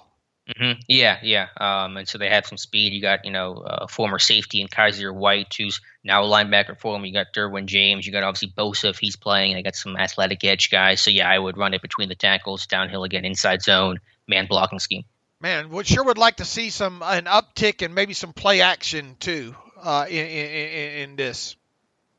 Yeah, I'm all for it, but this team, even when they've done it this year, they've just not done it well. They don't sell play action well. It's not because of the lack of the run game. It's just the hi-hat reads that they get. They just don't really sell it the way the good play action teams make the runs and the passes look identical. What do you think about how the Steelers should attempt to? I mean, I think you're going to see obviously a lot more, or some level of RPOs. That's been the case now for several weeks now. Shot plays. I mean, if you can get them out of a too high shell look, then obviously you're gonna get into some instances with single high. And if you can read it right and put your indicators out there and man with robber or something like that. Yeah, you can expect the old Roethlisberger or Rudolph pass down the sideline. It'd be. With Chase Claypool looking like he's going to play, they really need him to step up in this game if he's back, because you just not unless you're going to send Deontay to be the one to kind of take the top off the coverage and hope to get the explosive play more than 12, 15, 16 yards down the field there. It's got to start being Claypool. Before he went down with the toe injury, that was the talk. What does this team got to do to get more explosive plays, more big plays out of Chase Claypool? And he's not drawing the pass interference penalties that he was during his rookie season either. And like it or not, a pass interference penalty of 16 yards or more is a deep completion, and obviously 20 yards or more down the field is an explosive play. Not getting that with him, this season, and for whatever reason, ball placement or Claypool just not winning. Those contested jump balls just haven't been there. So there obviously will be opportunities in this game for them to take shots downfield. They'll probably take about 5 or 6 throws of more than or 20 or more yards down the field, and it's very important that they hit some of them in this game here, and that I don't think you're gonna see a lot of deep shots against cover 2. Obviously, maybe an occasional honey hole shot there off to the side, but anytime that they see the single man type situation, run some play action off that thing and see if you can hit a shot play. Yeah, you're definitely right about Claypool. He's got to step up. He's got to be the guy. That's what he was drafted to do. That's what his build lends itself to do, is winning those situations. So those 50-50 ball becomes more, 70-30 balls in Pittsburgh's favor. So, yeah, the Chargers, I think they play a lot of zone, but when they bring pressure, at a decent clip, they play cover 1 behind it. So it's a 5-man pressure, man free, and those are the chances that if you block it up well in terms of the pressure, you take a deep shot. So when the Chargers bring heat, they're playing cover 1 behind it. Option routes for your tight ends and your running back should obviously be a choice in this game. If they're going to play a lot of zone, perfect time for Freiermuth to get back going again. Yeah, but you have to know where those stars are at, where Derwyn James is at. He's going to be all over every single level. I mean, this guy's making plays in the pass game, in the run game. He's got 50-plus tackles. He's got a pick. He's actually got 80 tackles. He's got more tackles than any other safety in football. But in terms of the guys that have 50-plus tackles, interception, a forced fumble, a sack, he's one of 9 guys. They got 2 of those guys on that list with Derwyn James and Kaiser White in that category. So you got to know where those guys are at. But yeah, I think you just play your game. I think that's kind of the first thing that you focus on, especially whenever if Rudolph's going to start this game, you got to do your stuff right. You got to eliminate penalties. You got to be better in the red zone, be better on third down, and again, it goes back to running the football effectively. I'm ready for my Watt Will. I'd like to see that maybe in this game. Be interested to see if McFarland dresses and maybe if they can do something creative in there. But outside that, it's going to be standard fare, isn't it? Yeah, I think so. And that's fine. Whenever you're dealing with the circumstances of this week, you want to just focus on yourself and stay on script, stay on schedule, and the rest will evolve and open up because of it. What happens if indeed the Steelers offense let's say they have a successful run rate with Najee and company of, 52, 53%, but they don't have any explosive runs in that, right? And let's give them, 2 or 3 10 to 15 yard runs in there. Is that enough? I think it is. I think it's how they've won a lot of games this year. Their run game has not been explosive this season. That's evident of Mason Rudolph having the longest rush of the year of 26 yards. But you think about some of the games that they've won and ran well, it's because they were efficient, not because they were big play. So short answer, obviously you would love to see the big explosive run, but I don't think it's a requirement in this game or any game. How much is the explosive passing play needed in that scenario? In that scenario, then I think, yes, you need the explosive pass play. You need explosive plays in general. So if you're not going to get it from the run game, which you're not in this scenario, then you're going to need it in the pass game. So yeah, then I think that's how this offense is built, with efficiency in the run game and big plays in the pass game. We've seen quite a bit late in these games. They try to rely on that kind of that quick slant to Deontay to throw short, run long, right? Be a perfect time to do the old pump fake off, some of that. Sluggo. Sluggo. Right. That's on tape. They'll probably be expecting or probably be cheating to try to jump something quick underneath there. I think it'd be a perfect time to kind of sluggo them maybe midway through this game. Set them up with it, throw a couple of those quick slants early, and then, run that same thing, like we've seen even James Washington do. Who was it against the Was it the Cowboys last year? That kind of fake and then go up the seam. I think even Eric Ebron, you can do, or Fat Fryermuth, you can do some stuff with that as well too. Just something a little bit unique, because they're probably going to be sitting on some of that quick slant stuff, because that's the way the Steelers seem to like to think that they can create explosive plays right now, is throw short, run long. You probably couldn't run the sluggo from an RPO though, right? Because you're going to get called for an ineligible guy downfield, so it have to be more traditional pass play. So, but yeah, I'm all for that double move, and that might be your best chance at a big play. Man, I'm so ready to see this offense hit 5 or 6 explosive plays, with about 3 of them being downfield shots, and then throw in a 53% run success rate on top of it. But I don't have confidence that they're going to be able to do that, Alex. I mean, even though I think that they should be able to run on them, I don't. That scenario that I gave to you, 53% successful run rate, running a lot in this game, void of the deep shot explosive plays. I don't know if that's going to be enough. Because it comes out, you can move the football, but can you sustain those 10, 11 play drives without the penalties, without the turnovers, to score more than 17 points in this game? You're going to have to score more than 17, I think, in this game.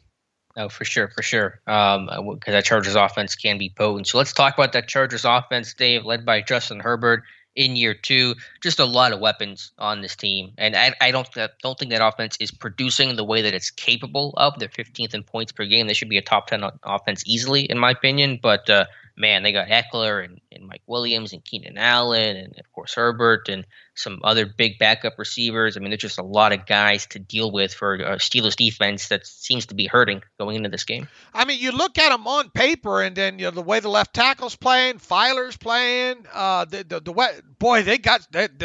are going to use some tight ends in the passing game, are they not? They are. They got 2 big guys in Cook, and that Parham's got 3 touchdowns on 11 receptions. That is a red zone weapon. Big old 6'8" kid out of Stetson. I mean, this is an NBA power forward team. They got big receivers. They got big tight ends. They got a big quarterback. They got just big everybody. And even the other one, the Anderson, they're not afraid to put him at fullback or flex him all around too. Boy, Jared Cook, man, you want to talk about a guy that that guy's still around. How old is he? Like 4? How old is Jared? He's been around forever. Man, and he has killed the Steelers in the past when he was with the Rams, and I mean, where all does he play? He's 34 years old.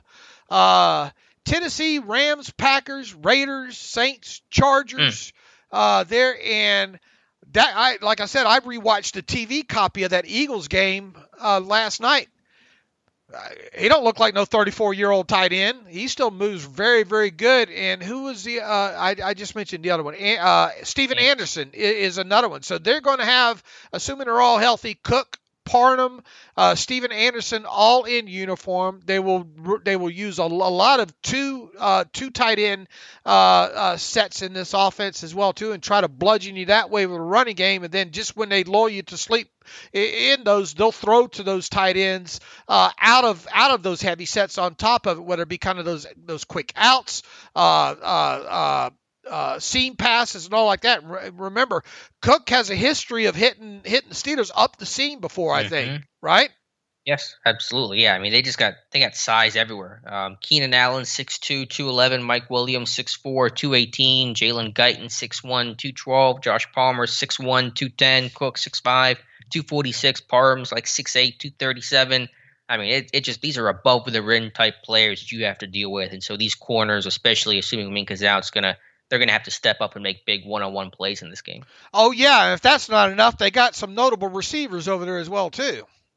Yeah, like I said, Allen, I mean, you talk about third down, go-to situation kind of guy. Keenan Allen is that guy. No one since 2018 has made more plays on third down, more conversions, more targets, more catches than him. Mike Williams is having a really good year. He's a downfield threat. I think his game's really evolved. Like I said, Guyton and Palmer, backup guys, rotational guys, but they present size matchups against, third, fourth options in your secondary, and those guys can win as well. If I wouldn't have known the actual receiving stats for those tight ends, the way their usage was, especially in that game against the Eagles there, I would have thought those guys would have had a lot more catches than they have. Cook has 28, Parham has 11, and Anderson has 9. You wouldn't have known it the way they were throwing those guys. What did we learn about Keenan Allen last time the Steelers play him? Don't cover him with John freaking Bostic. But yeah, I mean, he's going to be. That's as nasty as I've ever heard you on. Well, I was mad. The tone there is the nastiest I think I've ever heard. It still hurts a little bit. Let it out. Yeah. I try to repress those memories, and they're coming back up there. But show me on the doll. Where Keenan Allen hurt you. But yeah, I mean, Allen's a great option route, a slot route. And like I said, they added Williams. They got a couple of young guys there in Guyton and Palmer. So, I mean, Herbert, again, I am shocked. Their red zone offense is good. Their third down offense is good. I don't understand how this team is only 15th in points per game. I'm waiting for them to put up like a 40 spot in one of these games because they have the talent to do so. They've had some red zone, some failed short yardage situations, I think, has cost them in moving the football in some of these games here. And Justin Herbert hasn't had the best accuracy, I don't think, overall, at least in a couple of games that I watched. Now, one thing that I know you and I noticed, and we can count on seeing it, and I think Matt Bowen of NFL, what's the name of the show Bowen's on? NFL Matchup, yeah, one of the best shows on television. Should be 3 hours long if it was up to me. But Herbert off of the boot play action. Yeah, they run a lot of play action. They're very effective. 1st and 10, they're taking deep shots, Yankee concepts, even some stuff off of that where they're going to fake the over route on a Yankee concept and then kind of return back to the corner. They're going to boot Herbert. So, yeah, I mean, they sell it well and they execute it well. They use a lot of play action, it seems like, as well, too. I mean, do we have numbers on that? Can we find numbers on play action rates? I could, but probably not in the moment here. Yeah. It'd be kind of tough there, but it sure does feel like every time that they drop back to pass, almost it feels like there's play action in there. I think Herbert does a great job at selling it. Off of that boot play action, they'll run some levels, right? Yeah, that's a lot of Yankee concept I saw with the post-over route combination. So maybe we'll see that Steelers zombie call this week and try to defend that better that way. And I think they'll some flood stuff to whatever side he rolls out as well too. Mm-hmm. To Keenan Allen, usually the middle level of that. I think you can expect that as well too. But that really jumps out on tape when it comes to Justin Herbert is that boot off of the play action there. They use that quite a bit, and they use a lot of play action there. We already talked that they're not afraid to use the tight ends in the pass game. Not afraid to use Eckler out of the backfield. That guy can get loose on you in a hurry there. 39 receptions so far this season. So you got to be cognizant of the screen game with them, and I think they designed that well off of play action as well. Yeah, and then just Eckler as a runner. I think we think about him as a third down guy, as a check down option, because that's kind of what he was a little bit earlier in his career when it was him and Melvin Gordon. But he's running well. He's averaging 4.7 yards per carry, tied for 11th best in football. He's been their lead guy, 112 carries this year. He's been just kind of in all situations player. So this is not a pass-only kind of team. They can run the ball and run the ball effectively. Right, but the Steelers in this first and foremost, because I would expect to see a couple of real heavy package out of Chargers early, just to see the Steelers fix some of their issues there, especially maybe with that over front, as you pointed out, or even just straight up in general there. They're going to try to, I think, run on the Steelers early, and then, depending on what when they get a feel for what the secondary looks like, try to pick on guys like maybe Trey Norwood and James Pierre if he has to start in the place of Joe Hayden. Right, for sure. A lot of young guys to go after, and you're right. I think I mentioned this on Wednesday's show. The Chargers, just by nature, run 6 offensive lineman packages with veterans. I think it's Senio Clemente, number 68. Is how you say his name. He played 15 snaps in the Eagles game. Did not start, but 15, tackle eligible snaps, and they motion him as well. So they're doing stuff that Detroit did well, and so I'm sure the Chargers looking at the tape and say Detroit did this well. It's already in our personality. Let's see if Pittsburgh can defend it. So we're going to find out if Pittsburgh has solved their issues or not. And like you said, it's kind of why does this team lost 3 of their last 4 games? Yeah, and I don't know if that's a defensive thing. I think Sean Merriman talked about some defensive issues in this one, but I think that offense is better than where it's been, and that worries me because is this the week where they're going to show how good this offense truly is? And if the Steelers can't get pressure on a guy like Herbert, right? Yeah, like I said, Highsmith against Slater is going to be a tough matchup to win. You're going to need Hayward to win those matchups. You're going to need Taco and Tuska and another, if you're, like you said, maybe you blitz more in this game and try to get, Bush or Schobert or maybe a DB blitz. Maybe Millette comes off the nickel if he's playing more slot this week. Some other pressure is going to have to come if TJ Watt is unable to play. And throughout his, kind of, I guess, inaccuracy issues, kind of. I mean, it's not blatant, but I did pick up a little bit on some missed throws. But right now, I think he has the highest. Herbert has the highest quarterback rating in the NFL, 130.0, I think, on throws of 20 yards or more down the field, according to Pro Football Focus. And Mike Williams can get on top of you in a hurry, for sure. He's a big-bodied guy, not so much blistering fast as he is just good football speed, I think, and a pretty good route runner. As you mentioned, kind of those Yankee type stuff. They'll try to get him on the on the deep post over a few times, and they'll run also Keenan Allen kind of on an intermediate over off of some of that boot play action as well too. Yeah, it's a lot to handle for sure. So tough group, no doubt about it. What scares you the most about their offense? Yes, the pass game. The pass game, the big playability, the receivers, the above the rim type guys that they have, and how do you defend that with a young secondary that may be missing Joe Hayden, that may not get as much pressure as it normally will without TJ Watt, that's missing their man in the middle, and Minka Fitzpatrick. Just a lot of young guys trying to deal with a lot of difficult body types in a big time prime time spot. All right. Going to be a chore for that defense, especially without guys like Watt and Fitzpatrick and Hayden. For sure. All right, Dave, before we make our Week 11 picks, let's hear from our friends over at MyBookie. Yeah, let me get that pulled up here. From all the biggest games to the smallest events, make every bet worth your while with MyBookie. Start by doubling your first deposit instantly with MyBookie's first deposit bonus.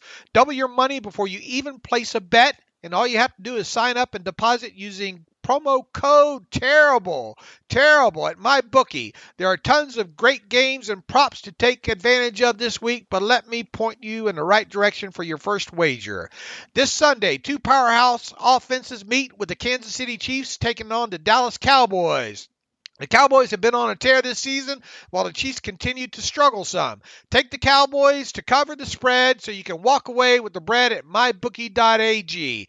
Don't wait any longer. Head to MyBookie today to redeem your double deposit bonus so you can get in the game and start winning big today. That's promo code TERRIBLE to receive your first deposit instantly in your account. No hassle. No wait. Bet anything, anytime, anywhere with MyBookie. And Dave, we are both 1-0 to start Week 11, taking the Pats last night in that very convincing, easy victory over Atlanta. Boy, and the score kind of got away. Pick 6 late there overall, but Mac Jones, except for that interception, I thought he played. They're playing within his game, right? Mm-hmm. It has a very Ben 2004 kind of feel. Just really good defense, running the football well, Max making plays, and just getting out stadiums with victories. All right. Like I said, we got the easy. It was 6.5 last night on MyBookie, and Alex and I both had the Patriots laying it and easily covered it. Let's go to the Detroit Lions hosting the Cleveland Browns. The Browns are 11.5-point home favorites against the Lions.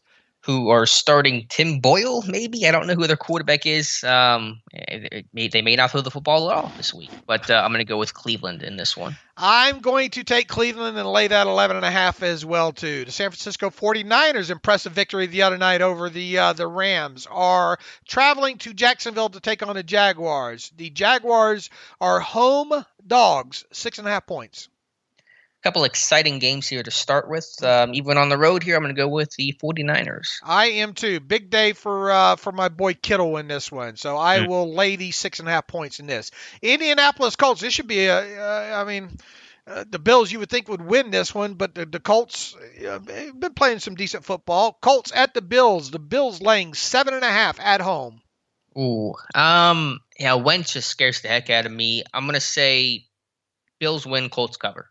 I'm going to say Bills covers. I'll lay the 7.5. Miami Dolphins on the road against the New York Jets. The elite Joe Flacco, I believe, will be back starting in this one here. The Dolphins on the road favored by 3.5.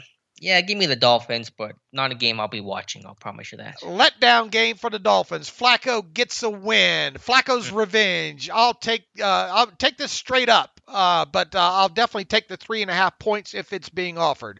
Washington football team at the Carolina Panthers. Awkward. Right. Ron Rivera back. Cam Newton with the what year is it? Panthers at home. Are they getting Christian McCaffrey back? I think so, right? Or have him back? I think he came back last week, right? Right. I want to say. Yeah. Panthers at home laying 3 against the Washington football team who lost their premier pass rusher too. Yeah, Chase Young out for the year, that torn ACL. Give me the Panthers and Cam Newton's return to facing his old coach, I guess. So I'm trying to phrase this thing. You know what? Ron Rivera is going to have something up his sleeve here. This is another. Give me the money line on this. Washington winning straight up. I'll take the 3 points. Baltimore on the road against the Chicago Bears. Boy, root for Justin Fields to have a great game in this one and hit the Ravens with a little bit of their own medicine here. Bears at home hosting the Ravens, who haven't been playing super great. Plus 4.5 for the Bears. Part of me wants to take Chicago in this one. Maybe my Steelers fan bias getting in the way, because I think they have some athletes up front that can stop that run, stymie that run a bit. I'm going to say Ravens win, but Bears find a way to cover this one. I do as well too. Bears are coming off the bye, right?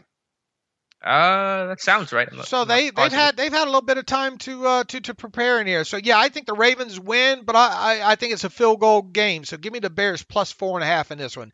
New Orleans Saints on the road against the Philadelphia Eagles. Eagles laying 1.5 at home against the Saints. I don't know. I don't like either team here because the Saints still in that quarterback situation. Kamara probably not going to play. I'm going to go with the Saints just because I trust them more. I trust them more than Jalen Hurts, than this Eagles inconsistent run game. Give me the Saints. I'll lay the 1.5. Maybe I got biased from watching that tape, and Jalen Hurts didn't look half bad in that game against the Chargers there. I'll rely on that as my reason why. Lay the 1.5 for the Eagles for me. Houston Texans on the road against the Tennessee Titans. The Titans laying 10 against Houston at home. Yeah, give me the Titans in this one. The underrated Titans team, man. They're playing so well without Henry and the schedule. Vrabel's doing a fantastic job. It really is. I'll take the Titans late at 10 as well, too. Green Bay Packers, big game, black and blue division. Green Bay Packers on the road against the Minnesota Vikings, who beat the Chargers last time out there. Packers laying 1 on the road against the Vikings.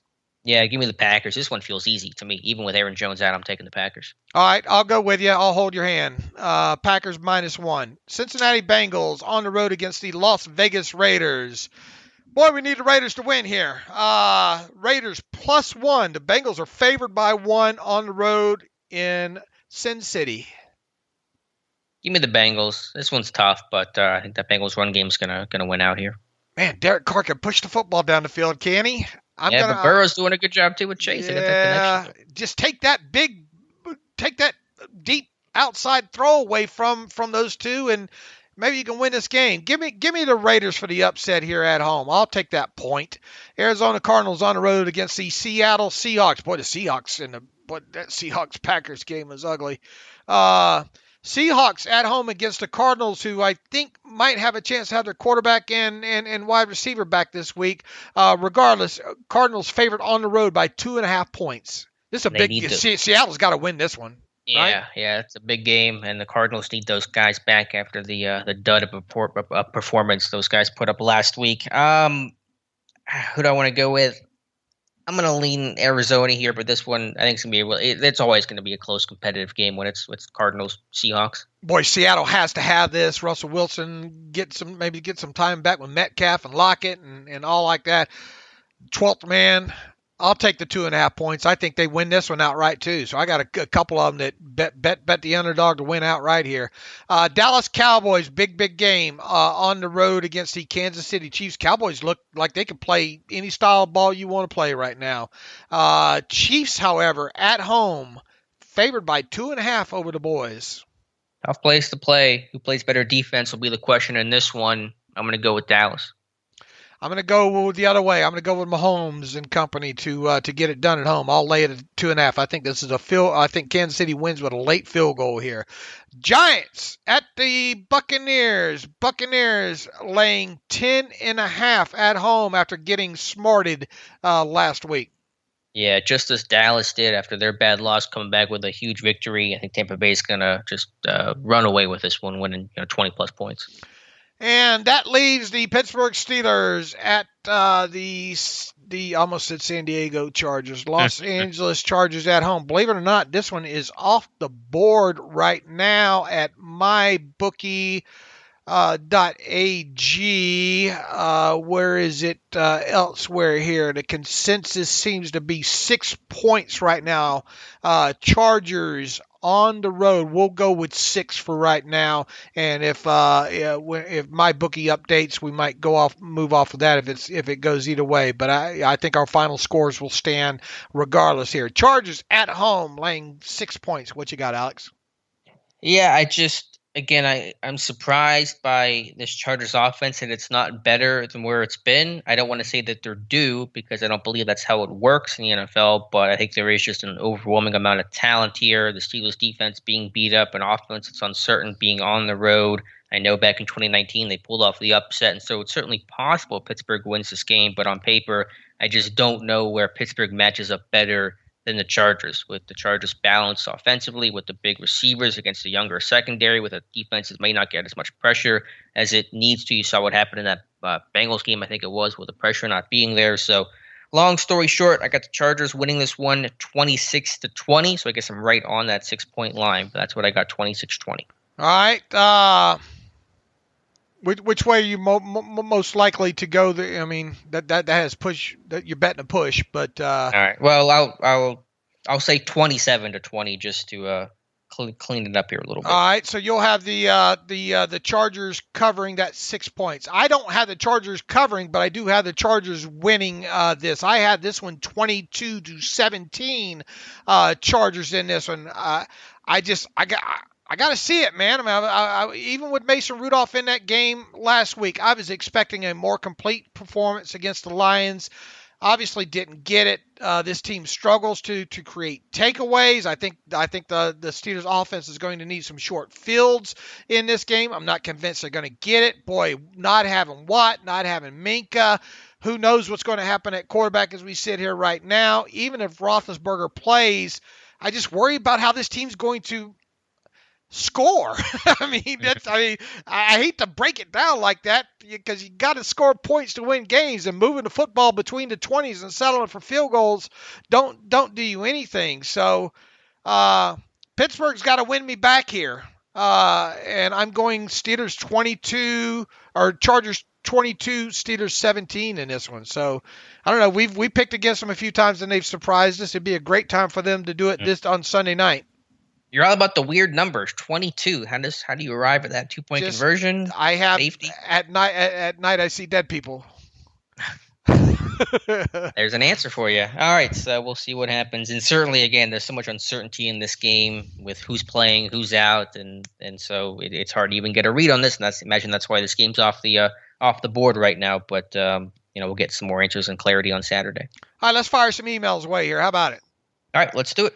Todd Gensler writes in, hi guys, if Ben is good to go, do you think it would still be better to run Mason out there Sunday night? Mason has a full week of practice. Ben rarely plays well with time off injury, and I'd like to see Mason one more time with practice under his belt before writing him off. Secondly, how much is missed tackling related to the fact that NFL players only have 13 padded practices per year per the collective bargaining agreement? If they don't practice their trade, how good will they really get?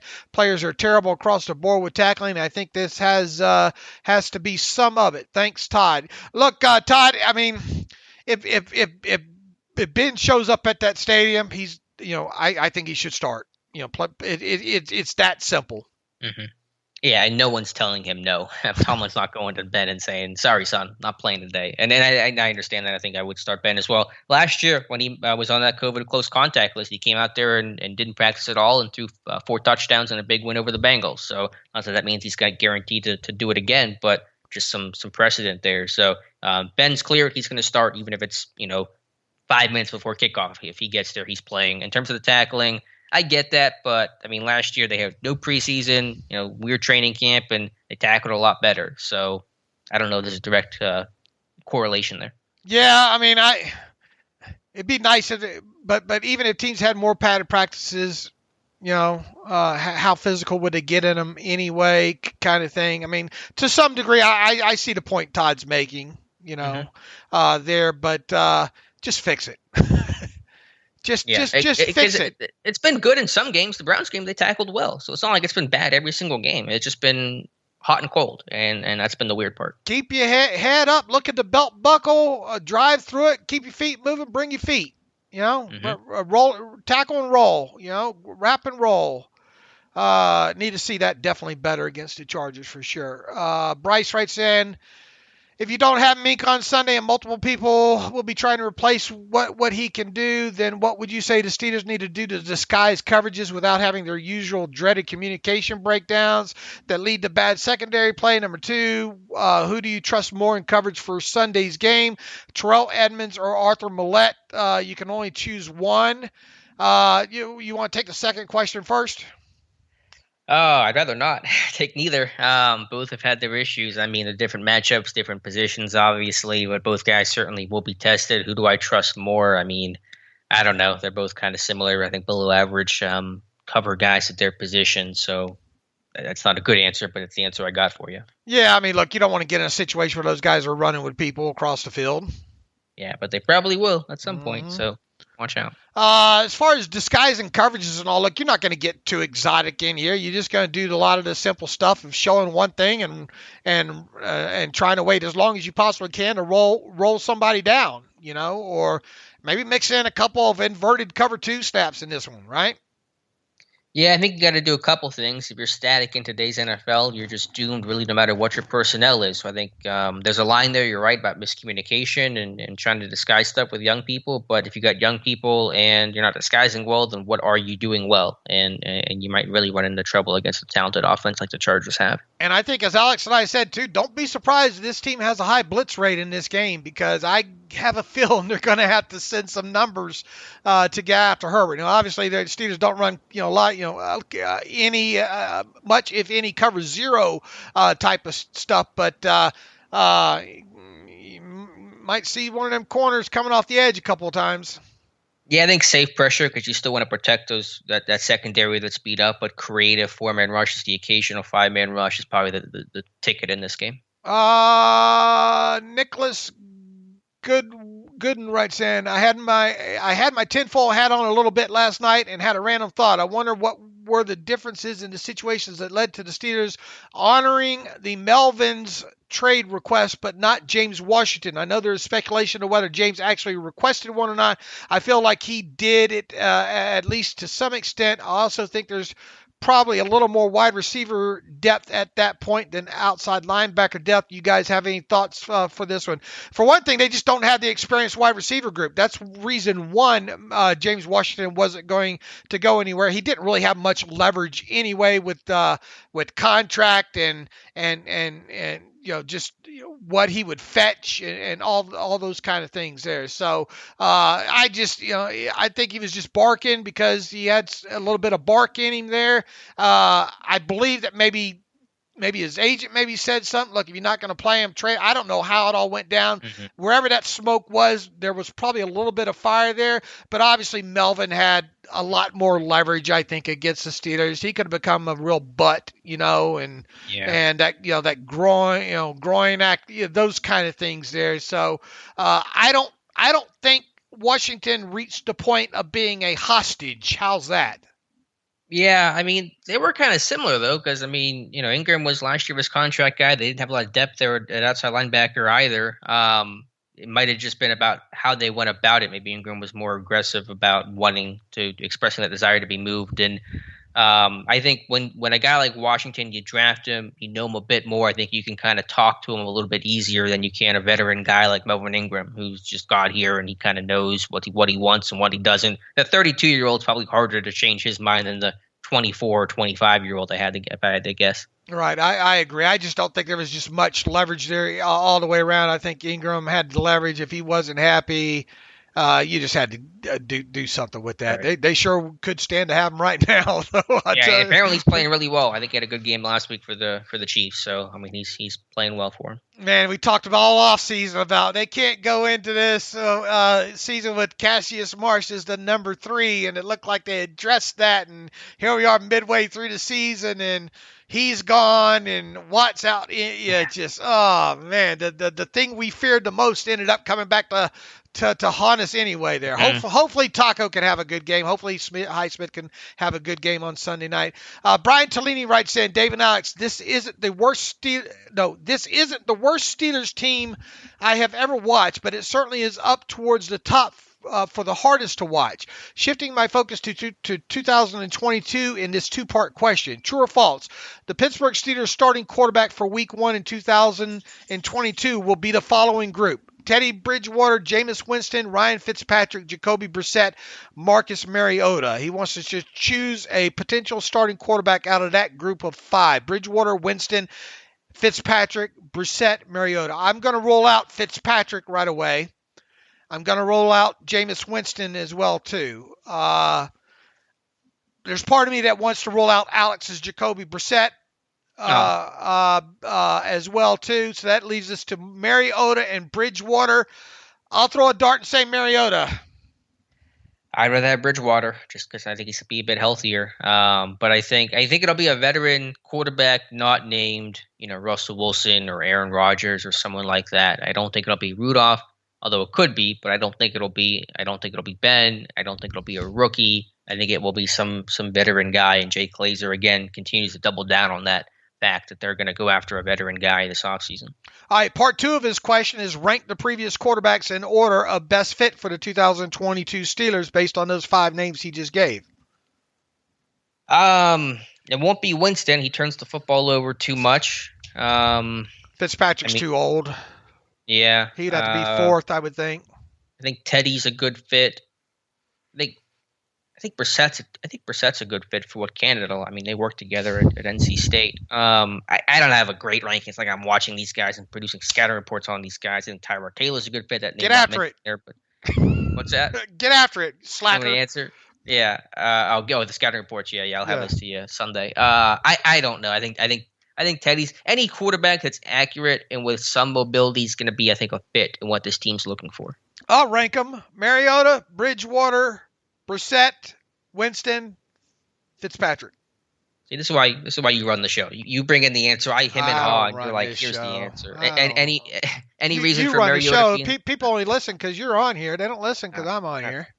Any reason for Mariota being the top guy over a guy like Teddy? I think it's intriguing. I really do. I think right system, maybe, if he could stay healthy, I think there might be a little something there to work with.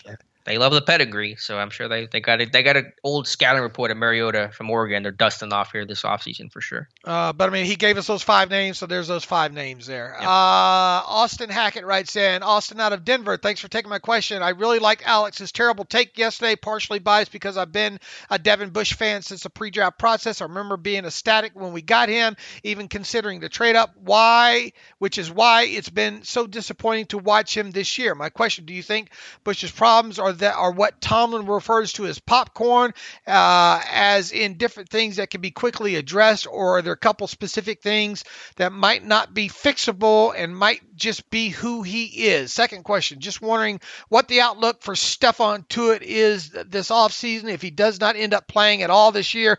I remember the Steelers restructured his contract this preseason, so I assume there's prorated bonus money that would still be on the books next year, but what would his 2021 salary toll? I don't think it would toll because you have to be on last year your contract.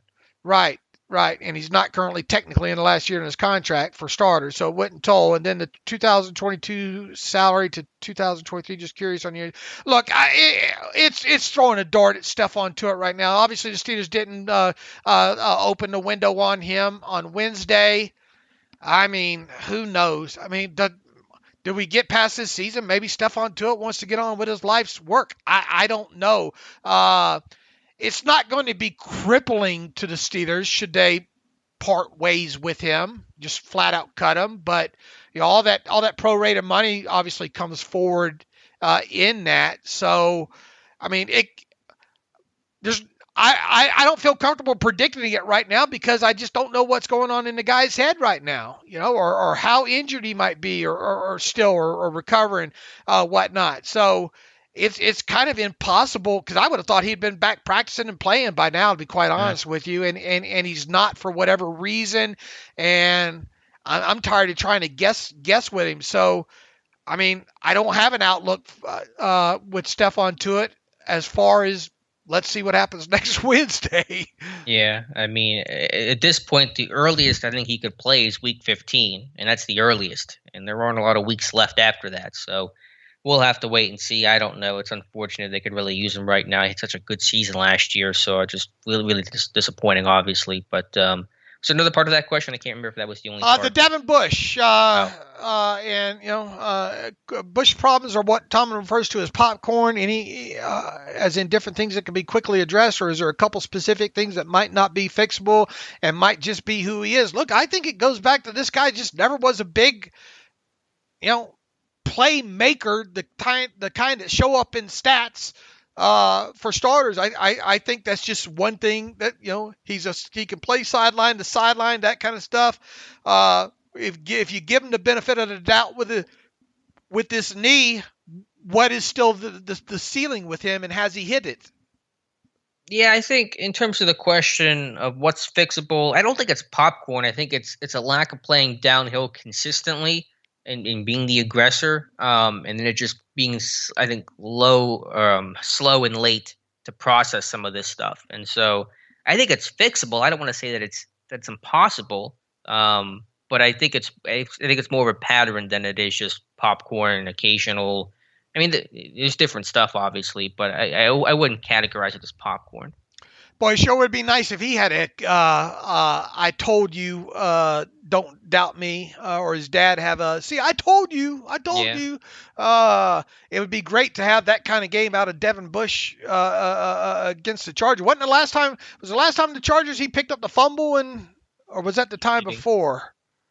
I don't remember, but it would be a great game. His dad's going to him being like, son, you better have a great game because I stuck up for you. Make me look good. So, right. And if he does, that's all we're going to be talking about. The people be coming out of woodwork on Twitter and all over the place. I told you not to doubt Devin Bush. Look, I don't care how it happens. It'd be nice to see that game happen Sunday against the Chargers, him having 8-9 tackles, 2 tackles for loss, maybe a sack, maybe a pass defense or an interception, something along those lines, right? No missed tackles. Yeah. Yep, no missed tackles, play sound fundamental football, and I think the big plays, you'll at least be in position to make those big plays if you're doing the little things first. All right, what are we, we got about 2 hour mark, right? Hour 45-ish, I think. And with the, does that include the interview? Oh, that does not include the Sean Merriman. Yeah, we're probably way over 2 hours then.